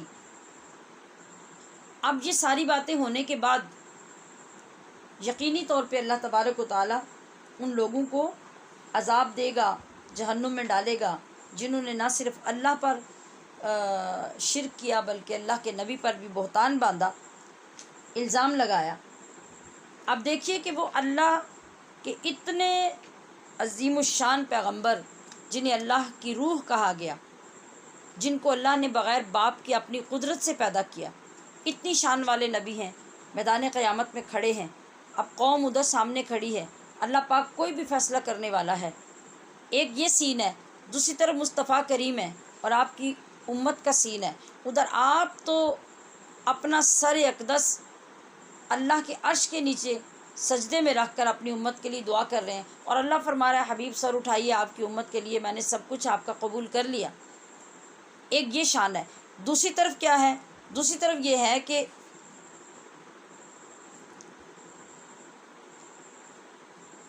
اللہ کے دوسرے رسول ہیں، اور یہ سارا کچھ سننے کے بعد، یہ سارا مقدمہ پیش ہونے کے بعد، بجائے اس کے کہ یہ عرض کرتے یا عرض کریں کہ یا اللہ یہ تیرے بندے ہیں اور تو ان پہ رحم کر دے، میں ان کا نبی تھا، رسول تھا، یہ بے وقوف تھے، انہوں نے ظلم کیے، غلط کیا، لیکن آج تو انہیں معاف کر دے، لیکن حضرت عیسیٰ علیہ السلام کی زبان اقدس سے کوئی ایسا کلمہ نہ نکل سکے گا، نہ آپ کہہ سکیں گے، نہ آپ کہیں گے، بلکہ آپ کی زبان اقدس سے قرآن کریم نے نقل کیا کہ کیا ادا ہوگا۔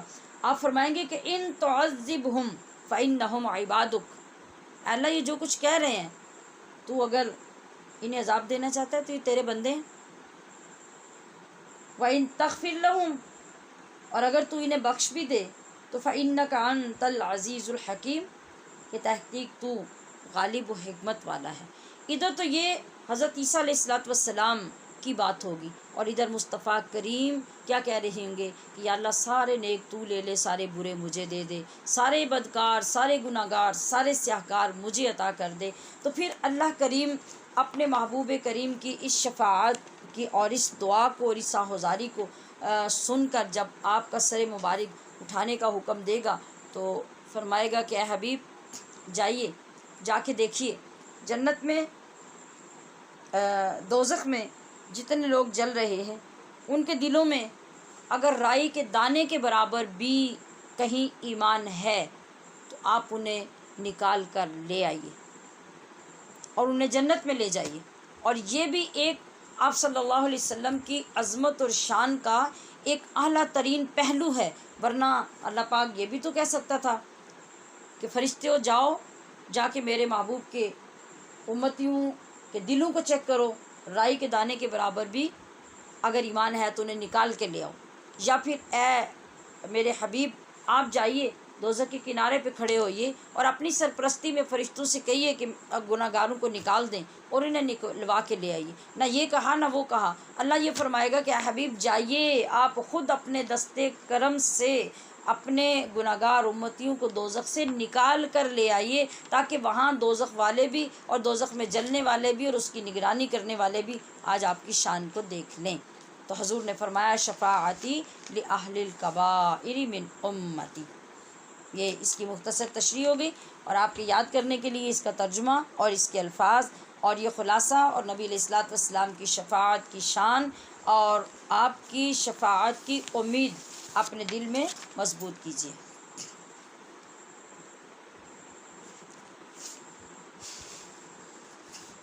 جی، اس کے بعد ہمارے سبق میں فقہ میں شروع ہیں نماز کے فرائض۔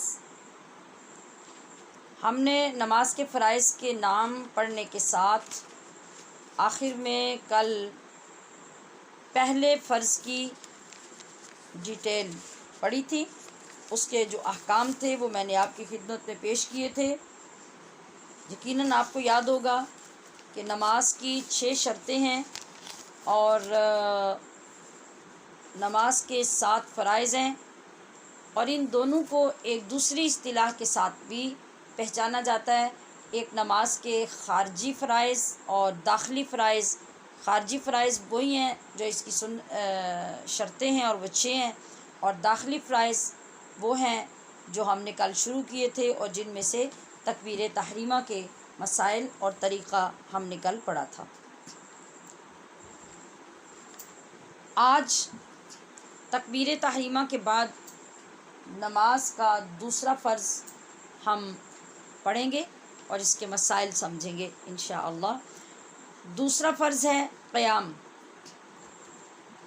نماز کا دوسرا فرض قیام اور پہلا تکبیر تحریمہ۔ نماز فرض، وتر، عیدین، عیدین کا مطلب دونوں عیدوں کی نمازیں، اور فجر کی سنتیں۔ کتنی چیزیں گنوائی میں نے؟ فرض، وتر، عیدین اور فجر کی سنتوں میں قیام کرنا فرض ہے۔ یہ توجہ طلب جملہ ہے، آخری جو 2-3 لفظ میں نے کہے ہیں کہ قیام کرنا فرض ہے، اور ہم نے فرض کی تعریف پڑھی ہے۔ اب مجھے یقین ہے کہ آپ کو خوشی ہوگی ان چیزوں کو پڑھتے ہوئے کہ ہم نے جو اصطلاحات پڑھی ہیں، جن کا علم پہلے جن لوگوں کو نہیں تھا ان کو فرسٹ ٹائم ہوا، تو اب ساتھ ساتھ جب ان کا تذکرہ آئے گا اور اس سے آپ کو شرعی حیثیتیں معلوم ہوں گی تو یقیناً آپ کو معاملات کو سمجھنے میں بہت خوشی بھی ہوگی اور آسانی بھی ہوگی۔ تو ہم نے یہ پڑھا تھا کہ جو فرض ہوتا ہے، یعنی کسی عبادت میں یا کسی چیز میں جو کام کرنا فرض ہوتا ہے، جب وہ کام اس عبادت میں نہ ہو تو وہ عبادت ہی نہیں ہوتی۔ کوئی بھی چیز ہو اور جس طرح کی بھی عبادت ہو، اس میں جو کام کرنا فرض ہے، جب وہ ادا نہیں ہے تو پھر آپ کی وہ عبادت ہی نہیں ہے۔ اور اسی طرح جو کام فرض ہمارے اوپر ہے ہمارے دین میں، وہ فرض ادا ہی ہم نہیں کر رہے تو پھر ہمارا دین بھی مکمل نہیں ہے، وہ بھی نہیں ہے۔ جب ہم فرض کا انکار کرتے ہیں تو دین کہاں سے رہ گیا؟ اچھا، اب ہم نماز پڑھ رہے ہیں نا، تو نماز میں جو چیزیں فرض ہیں، اس کا یہ مطلب ہوا کہ یہ وہ کام ہیں جن کے نہ ہونے سے نماز ہی نہیں ہوگی۔ مثلا تکبیر تحریمہ نہیں کہا اور ان پابندیوں کے ساتھ جو ہم نے کل پڑھی تھی نہیں کہا، تو آپ کی نماز شروع ہی نہیں ہوئی۔ اس کے بعد اگر آپ نے تکبیر تحریمہ تو صحیح پڑھی مگر آپ نے نماز میں قیام نہیں کیا تو نماز نہیں ہوئی، مطلب وہ فاسد ہو گئی، نماز قبول ہی نہیں ہوئی اور اس کا کوئی فائدہ ہی نہیں ہے۔ وہ جو شریعت نے آپ سے جو طلب کیا تھا، نہ ہونے کا مطلب جو ہے اس کو سمجھنا ضروری ہے۔ یعنی وہ جو پابندی ہوتی ہے اور جو چیز کا ہونا ہوتا ہے وہ ہوتا ہے اس کا قبول ہونا۔ کسی چیز کا ہونا مطلب جب ہم کہتے ہیں نا کہ وضو نہیں ہوا، ایک تو ہے کہ بظاہر ایک چیز واقعہ ہوئی، یعنی خون نکل آیا، وضو ٹوٹ گیا، کہ آ گئی، وضو نہیں ہوا، وہ تو ٹھیک ہے۔ لیکن ایک بات یہ کہ ہم نے جو چیزیں فرض واجب پڑھی، ہم نے کہا کہ ان چیزوں میں سے یہ چیز چھوٹ گئی، وضو نہیں ہوا۔ اب آپ میں کچھ لوگ ایسے ہوں گے جو یہ سوچ رہے ہوں گے بھی یہ نہ ہونا کیا ہے؟ نہ ہونے کا یہ مطلب ہوتا ہے کہ اللہ نے اس کو قبول نہیں کیا اور جو اللہ نے ثواب دینا تھا وہ نہیں ہوا، قابل ثواب نہیں ہوا۔ اسی طرح نماز کا مسئلہ ہوگا، اسی طرح روزے کا مسئلہ ہوگا۔ جیسے ہم نے فقہ کی کتابوں میں پڑھا کہ جب انسان روزہ رکھتا ہے، روزہ رکھ کے وہ غیبت کرتا رہتا ہے تو اس کا روزہ ختم ہو جاتا ہے۔ یعنی اس روزے کے ختم ہونے کا یہ مطلب ہے کہ اس کی روحانیت ختم ہو گئی، وہ روزہ ٹوٹ گیا، اس کا ثواب ضائع ہو گیا، اب آپ کو اس سے کچھ نہیں ملنے والا۔ تو اسی طریقے سے جب ہم یہ کہتے ہیں کہ بھئی نماز نہیں ہوئی، حج نہیں ہوا، زکوٰۃ ادا نہیں ہوئی، تو اس کا یہ مطلب ہے کہ ایسی غلطی آپ نے کی ہے جس کو ہونا ضروری تھا قبول ہونے کے لیے، اس لیے اب آپ کی وہ عبادت قبول نہیں ہوئی۔ ورنہ یہ نہیں ہے کہ وہ جو اس کی ایک ظاہری شکل صورت ہوتی ہے وہ نہیں ہوتی، اور اس کا یہ مطلب نہیں ہے۔ جیسے وہ ایک مولوی صاحب نے کہا تھا نا کہ میں نے کئی بار یہ سمجھانے کے لیے یہ سنایا بچوں کو تاکہ اچھی طرح سے بات کی سمجھ آ جائے، کہ ایک مولوی صاحب نے ایسے ہی کہا کہ وضو نہ ہو تو نماز نہیں ہوتی۔ وہ بیان کر رہے تھے اور بیان کے دوران ایک خان صاحب کھڑے ہو گئے اور انہوں نے کہا کہ مولوی صاحب نماز کیسے نہیں ہوتا؟ نماز ہو جاتا ہے۔ کہا بھئی نماز نہیں ہوتی، اللہ نے کہا، اس کے حبیب نے کہا۔ اس نے لوگوں کے سامنے کھڑے ہو کے اللہ اکبر کہنا شروع کیا اور پھر رکوع کیا، پھر سجدہ کیا، پھر تشہد پڑھا اور سلام پھیرنے کے بعد کہتا ہے دیکھو ہمارا نماز تو ہو گیا۔ تو اس نماز کو ہونا نہیں کہا جاتا۔ ہونے کا یہی مطلب ہے جو میں نے پہلے عرض کیا، اس کو سمجھنا ضروری ہے۔ اب ہم مزید سمجھتے ہیں۔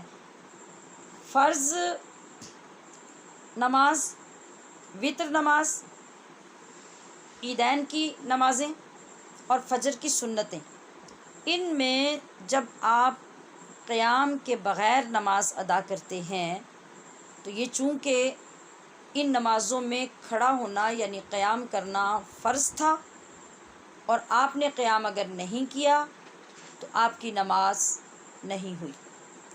بلا عذر شرعی اگر بیٹھ کر یہ نمازیں پڑھیں تو نماز ہوگی نہیں۔ اور یہ میں نے خود اپنی آنکھوں سے بہت سے لوگوں کو، بہت سی جوان خواتین کو، اور ایسا عذر نہیں جس کو عذر شرعی کہا جائے، اس کی وجہ سے نماز کے قیام کو ترک کر کے نمازیں پڑھتے دیکھا ہے۔ اور جہاں تک مناسب اور ممکن ہوتا ہے میں عرض بھی کرتی رہتی ہوں۔ تو آج تو ماشاءاللہ سبق کے ذریعے بہت سی ہماری بہنیں، بچیاں، خواتین، بزرگ سب سن رہے ہیں اور بعد میں بھی سنتے رہیں گے۔ تو اس چیز کو سمجھیے، اگر آپ فرض نماز پڑھ رہے ہیں اور آپ نے قیام نہیں کیا، کھڑے نہیں ہوئے نماز میں، تو آپ کی یہ نماز نہیں ہوئی۔ وتر میں بھی ایسا ہی ہے، عیدوں کی نمازوں میں ایسا ہے، فجر کی سنتوں میں بھی ایسا ہے۔ اب آپ یہ سمجھ لیجئے کہ نفل نماز میں قیام فرض نہیں، کیا نہیں؟ فرض نہیں۔ البتہ بغیر عذر کے آپ اگر نفل نماز بیٹھ کے پڑھتے ہیں، جیسا کہ ہمارے ہاں یہ رواج ہے کہ اگر کوئی کھڑا بھی ہو نا، کبھی چند خواتین اکٹھی نماز پڑھ رہی ہوں اور کوئی نفل کھڑے ہو کے پڑھے، تو کوئی نہ کوئی خاتون ایسی ضرور ہوگی جو اس بات پہ ٹوک دے گی کہ نفل تو بیٹھ کے پڑھتے ہیں، تم کیوں کھڑے ہو کے پڑھ رہی ہو؟ یہ مطلب ہماری علمیت ہوتی ہے۔ تو گزارش یہ ہے کہ نفل نماز میں قیام کرنا فرض نہیں۔ اس کا مطلب ہے کہ نفلوں میں اگر آپ کھڑے نہیں ہوں گے تو نماز آپ کی ہو جائے گی، مگر اگلا جملہ اس سے زیادہ غور سے سن لیجئے کہ ثواب آپ کو آدھا ملے گا،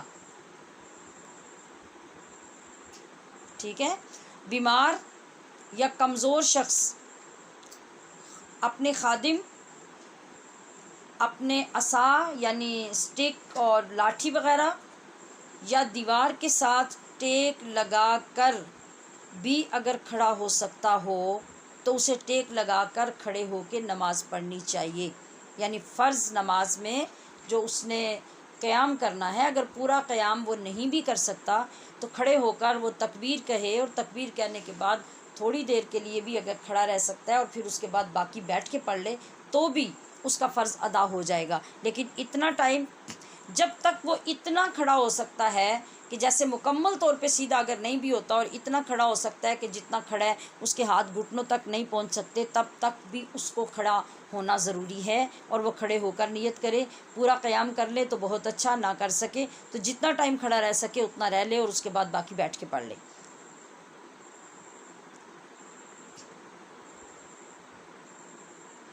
تو آپ نے دیکھا کہ قیام کی تاکید کتنی ہے، یعنی اس حد تک کہ آپ اگر اکیلے کھڑے نہیں ہو سکتے اور ایک ہاتھ میں آپ سٹک یا بغل میں لمبی سٹک دبا کے آپ کھڑے ہو سکتے ہیں اس سہارے سے، تو آپ کو چاہیے کہ آپ اس کا انتظام کریں۔ اگر ایسا کچھ سہارا نہیں اور آپ کے پاس کوئی چھوٹا بچہ ہے جس کے ساتھ سہارا لگا کر، ٹیک لگا کر، یا ایسے آپ کسی انداز سے بھی اس کی سپورٹ لے کے کھڑے ہو سکتے ہیں تو بھی کھڑے ہوں۔ اگر بیک پہ آپ کے دیوار ہے یا آپ اس جگہ پہ جائے نماز بچھا لیں جہاں آپ کی بیک پہ دیوار ہو، تو آپ اس کے ساتھ ٹیک لگا کے کھڑے ہو جائیں اور اللہ اکبر کہہ کے جتنا ٹائم کھڑے رہ سکتے ہیں کھڑے ہو کے پڑھیں، اور پھر اس کے بعد باقی بیٹھ جائیں۔ تو یہ آپ کے لیے لازم ہے، اس کے بغیر آپ کی فرض نماز، وتر نماز، عیدین کی نماز اور فجر کی سنتیں ادا نہیں ہوں گی۔ باقی نمازیں اگر آپ کھڑے ہو کے نہیں پڑھ سکتے تو بیٹھ کے پڑھیں گے تو آپ کی نمازیں وہ ہو جائیں گی۔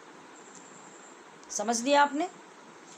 اور یہ چیزیں ضرور آپ کو سوچنے پہ مجبور کر رہی ہوں گی کہ آج تک ہماری کتنے لوگوں کی کتنی نمازوں کا کیا حال ہے۔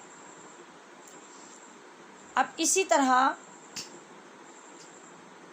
آپ اگر کشتی پر سوار ہوں، اگرچہ کوئی آج کل اتنا لمبا سفر کشتیوں پہ نہیں کرتا کہ نماز کا وقت ہی گزر جائے، لیکن پھر بھی کچھ علاقے ایسے ہیں بھی، مسئلے کا علم ہونا یہ باعث برکت ہے۔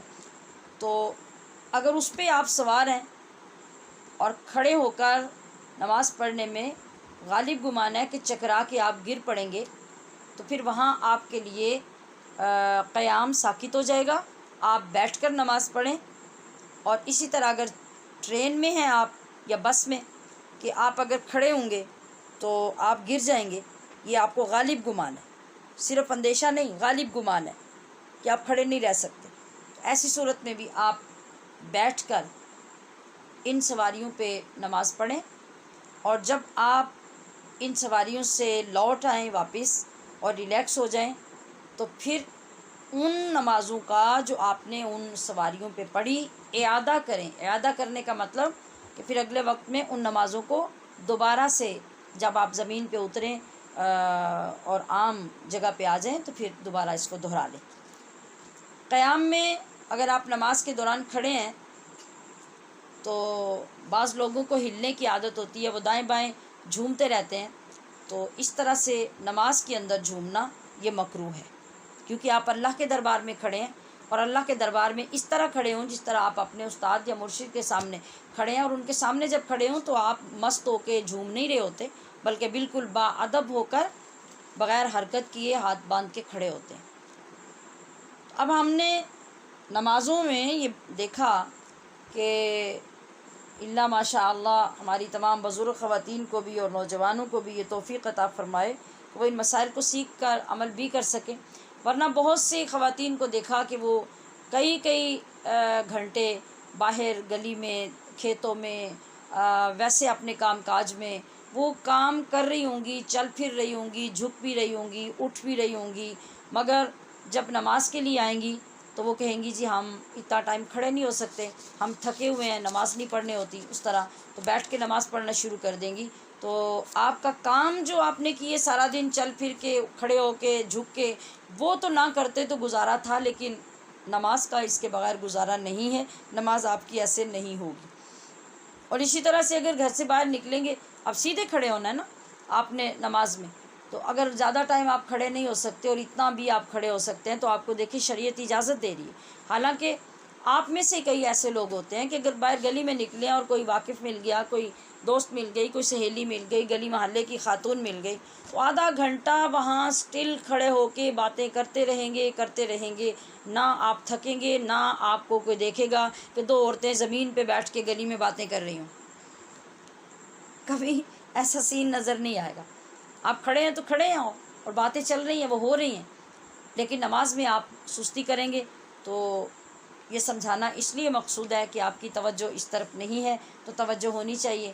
عبادت کرنا کمال نہیں، عبادت کو سنبھالنا کمال ہے، اور عبادت کرنے سے ہمیں اجر و ثواب نہیں ملے گا جب تک وہ اس معیار کی عبادت نہیں ہوگی جس پہ اللہ ثواب دیتا ہے۔ ہماری نماز کا تیسرا فرض ہے قرات کرنا، یعنی قرآن مجید اس طرح پڑھنا کہ تمام حروف اپنے مخارج سے صحیح ادا ہو سکیں۔ یہ میں نے پچھلے دنوں میں بھی ضمناً عرض کیا تھا۔ اگر اتنا آہستہ پڑھا کہ خود کو بھی سنائی نہ دیا، یہ میں نے عرض کیا تھا کہ جو لوگ کہتے ہیں کہ ہم دل میں پڑھتے ہیں، نہ ان کے ہونٹ ہلتے ہیں، نہ زبان ہلتی ہے، نہ معمولی آواز ہوتی ہے کہ ان کو خود بھی پتہ ہو کہ ہم کیا پڑھ رہے ہیں، تو اس سے نماز نہیں ہوگی۔ اور جو نماز میں قرات کرنا فرض ہے، اس کا کیا مطلب ہے؟ اس کا یہ مطلب ہے کہ ایک آیت کہیں سے بھی سورہ فاتحہ کے بعد جب آپ ایک بہت چھوٹی 1-2 لفظ کی آیت نہ ہو، ایک آیت جو بڑی آیت ہے آپ اس کو پڑھ لیتے ہیں تو جو قرات کا فرض ہے نماز میں وہ ادا ہو جاتا ہے۔ اب سنیے کہ فرض کی 2 رکعتوں میں اور وتر، سنت اور نفل کی ہر رکعت میں ایک آیت پڑھنا فرض ہے۔ زیادہ پڑھیں تو یہ تو آپ کی سعادت ہے، لیکن جس کے بغیر آپ کی نماز نہیں ہوتی وہ ہے ایک آیت۔ میں نے کیا عرض کیا؟ فرض کی 2 رکعتوں میں، اگر 2 رکعتوں والے فرض ہیں تو ان تو دونوں میں پڑھیں گے، اگر 3 یا 4 رکعتوں والے فرض ہیں تو صرف 2 میں قرات کریں گے سورۃ فاتحہ کے بعد، اور باقی اگلی 2 میں سورت نہیں پڑھیں گے، صرف سورہ فاتحہ پڑھیں گے۔ وہاں قرات کرنا فرض نہیں ہے، ہم فرض کی بات کر رہے ہیں، یہ ذہن میں رہے۔ اور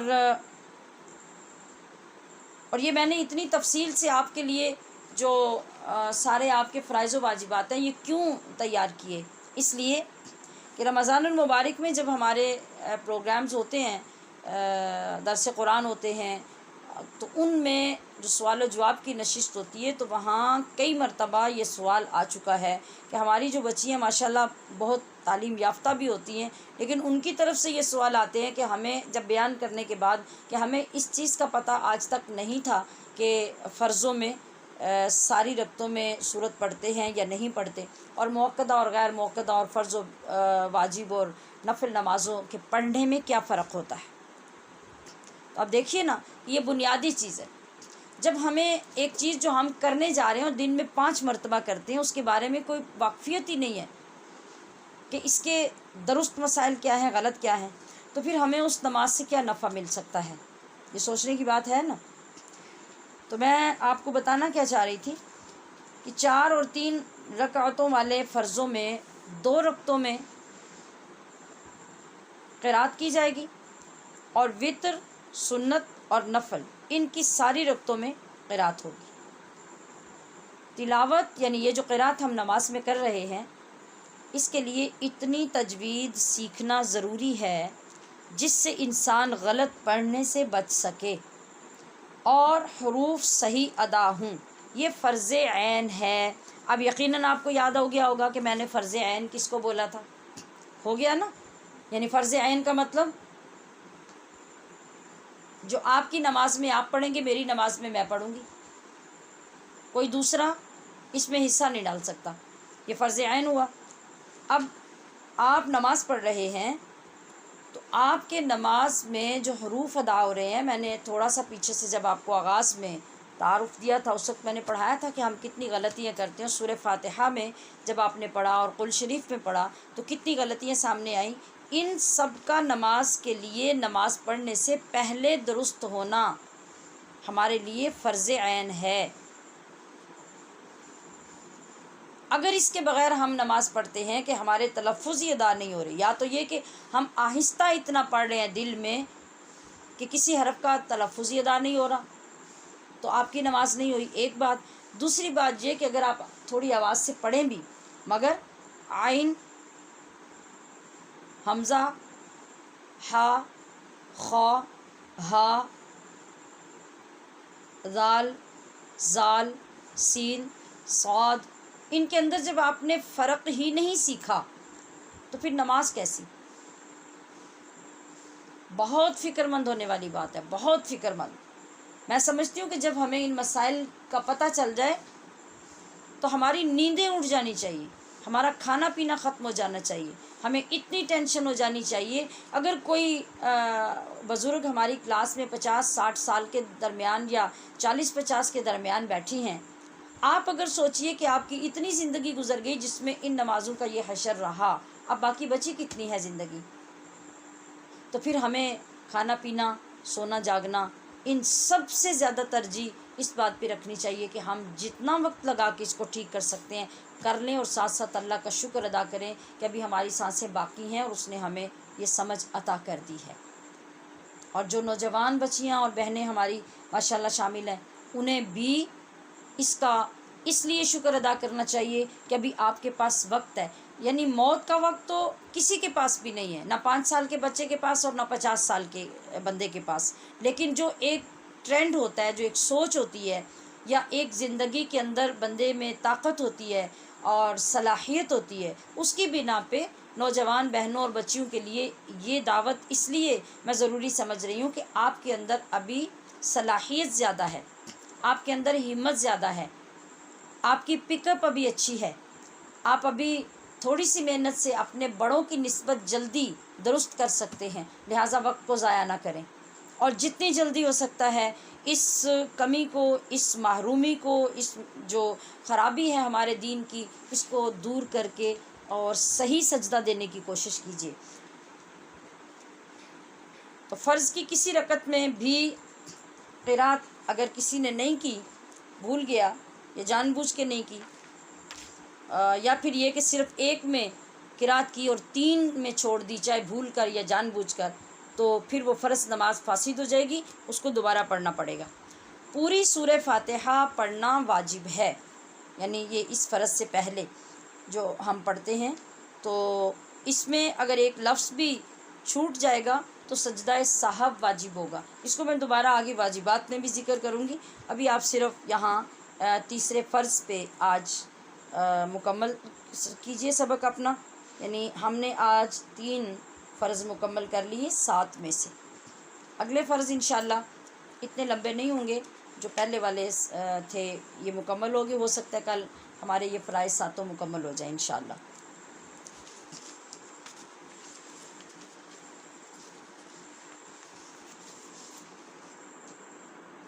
جی، اور کل بھی اور اس سے پچھلے سنڈے کو بھی آپ کو آگاہ کر دیا تھا کہ سنڈے آف رہے گا. ہمارا آغاز میں خیال یہ تھا کہ ہم آف نہ کریں، کیونکہ آگے پھر اداروں کی ایکٹیویٹیز بھی بحال ہونے والی ہیں، اور دیگر کلاسز بھی، اور ادھر سے بھی یہی تھا کہ شاید اسکول کالجز کے جو لوگ ہمارے ساتھ شامل ہیں ان کے لیے بھی پرابلم نہ پیدا ہو جائے. لیکن پھر ہم نے جو تعداد دیکھی، ہماری بہت ساری خواتین وہ ہیں جو بچوں والی ہیں، گھروں والی ہیں، ان کے گھر کے کام کاج ہیں، تو ماشاءاللہ ہم اپریشیٹ کرتے ہیں ان کی ہمت کو، اور اللہ سے دعا بھی کرتے ہیں کہ آپ کے لیے اللہ پاک زیادہ آسان بھی کرے اور آپ کے لیے اجر بھی زیادہ لکھے کہ آپ یہ قربانی دے رہے ہیں. تو اس وجہ سے پھر ہم نے یہ سوچا کہ ہر سنڈے آف رہے، تاکہ ہفتے کے بعد کچھ کام جو رکے ہوتے ہیں اور آپ کو جو زیادہ ٹائم چاہیے وہ چلتا رہے. تو پھر اب آئندہ ہفتے کو اتوار کو یعنی سنڈے کو ہم انفارم نہیں بھی کریں گے، تو اگلے جتنے بھی ہفتے ہیں ان میں ہر سنڈے آف ہوگا، اس دن کلاس نہیں ہوا کرے گی، نہ ترغیب نماز کی اور نہ ہی تعمیل دین کی. سبحان ربک رب العزت عما یصفون وسلام علی المرسلین والحمد للہ رب العالمین. سبحانک اللہم وبحمدک اشہد ان لا الہ الا انت استغفرک واتوب الیک وصلی اللہ تعالی علی حبیبہ محمد وآلہ واصحابہ اجمعین برحمتک یا ارحم الراحمین. السلام علیکم ورحمۃ اللہ وبرکاتہ.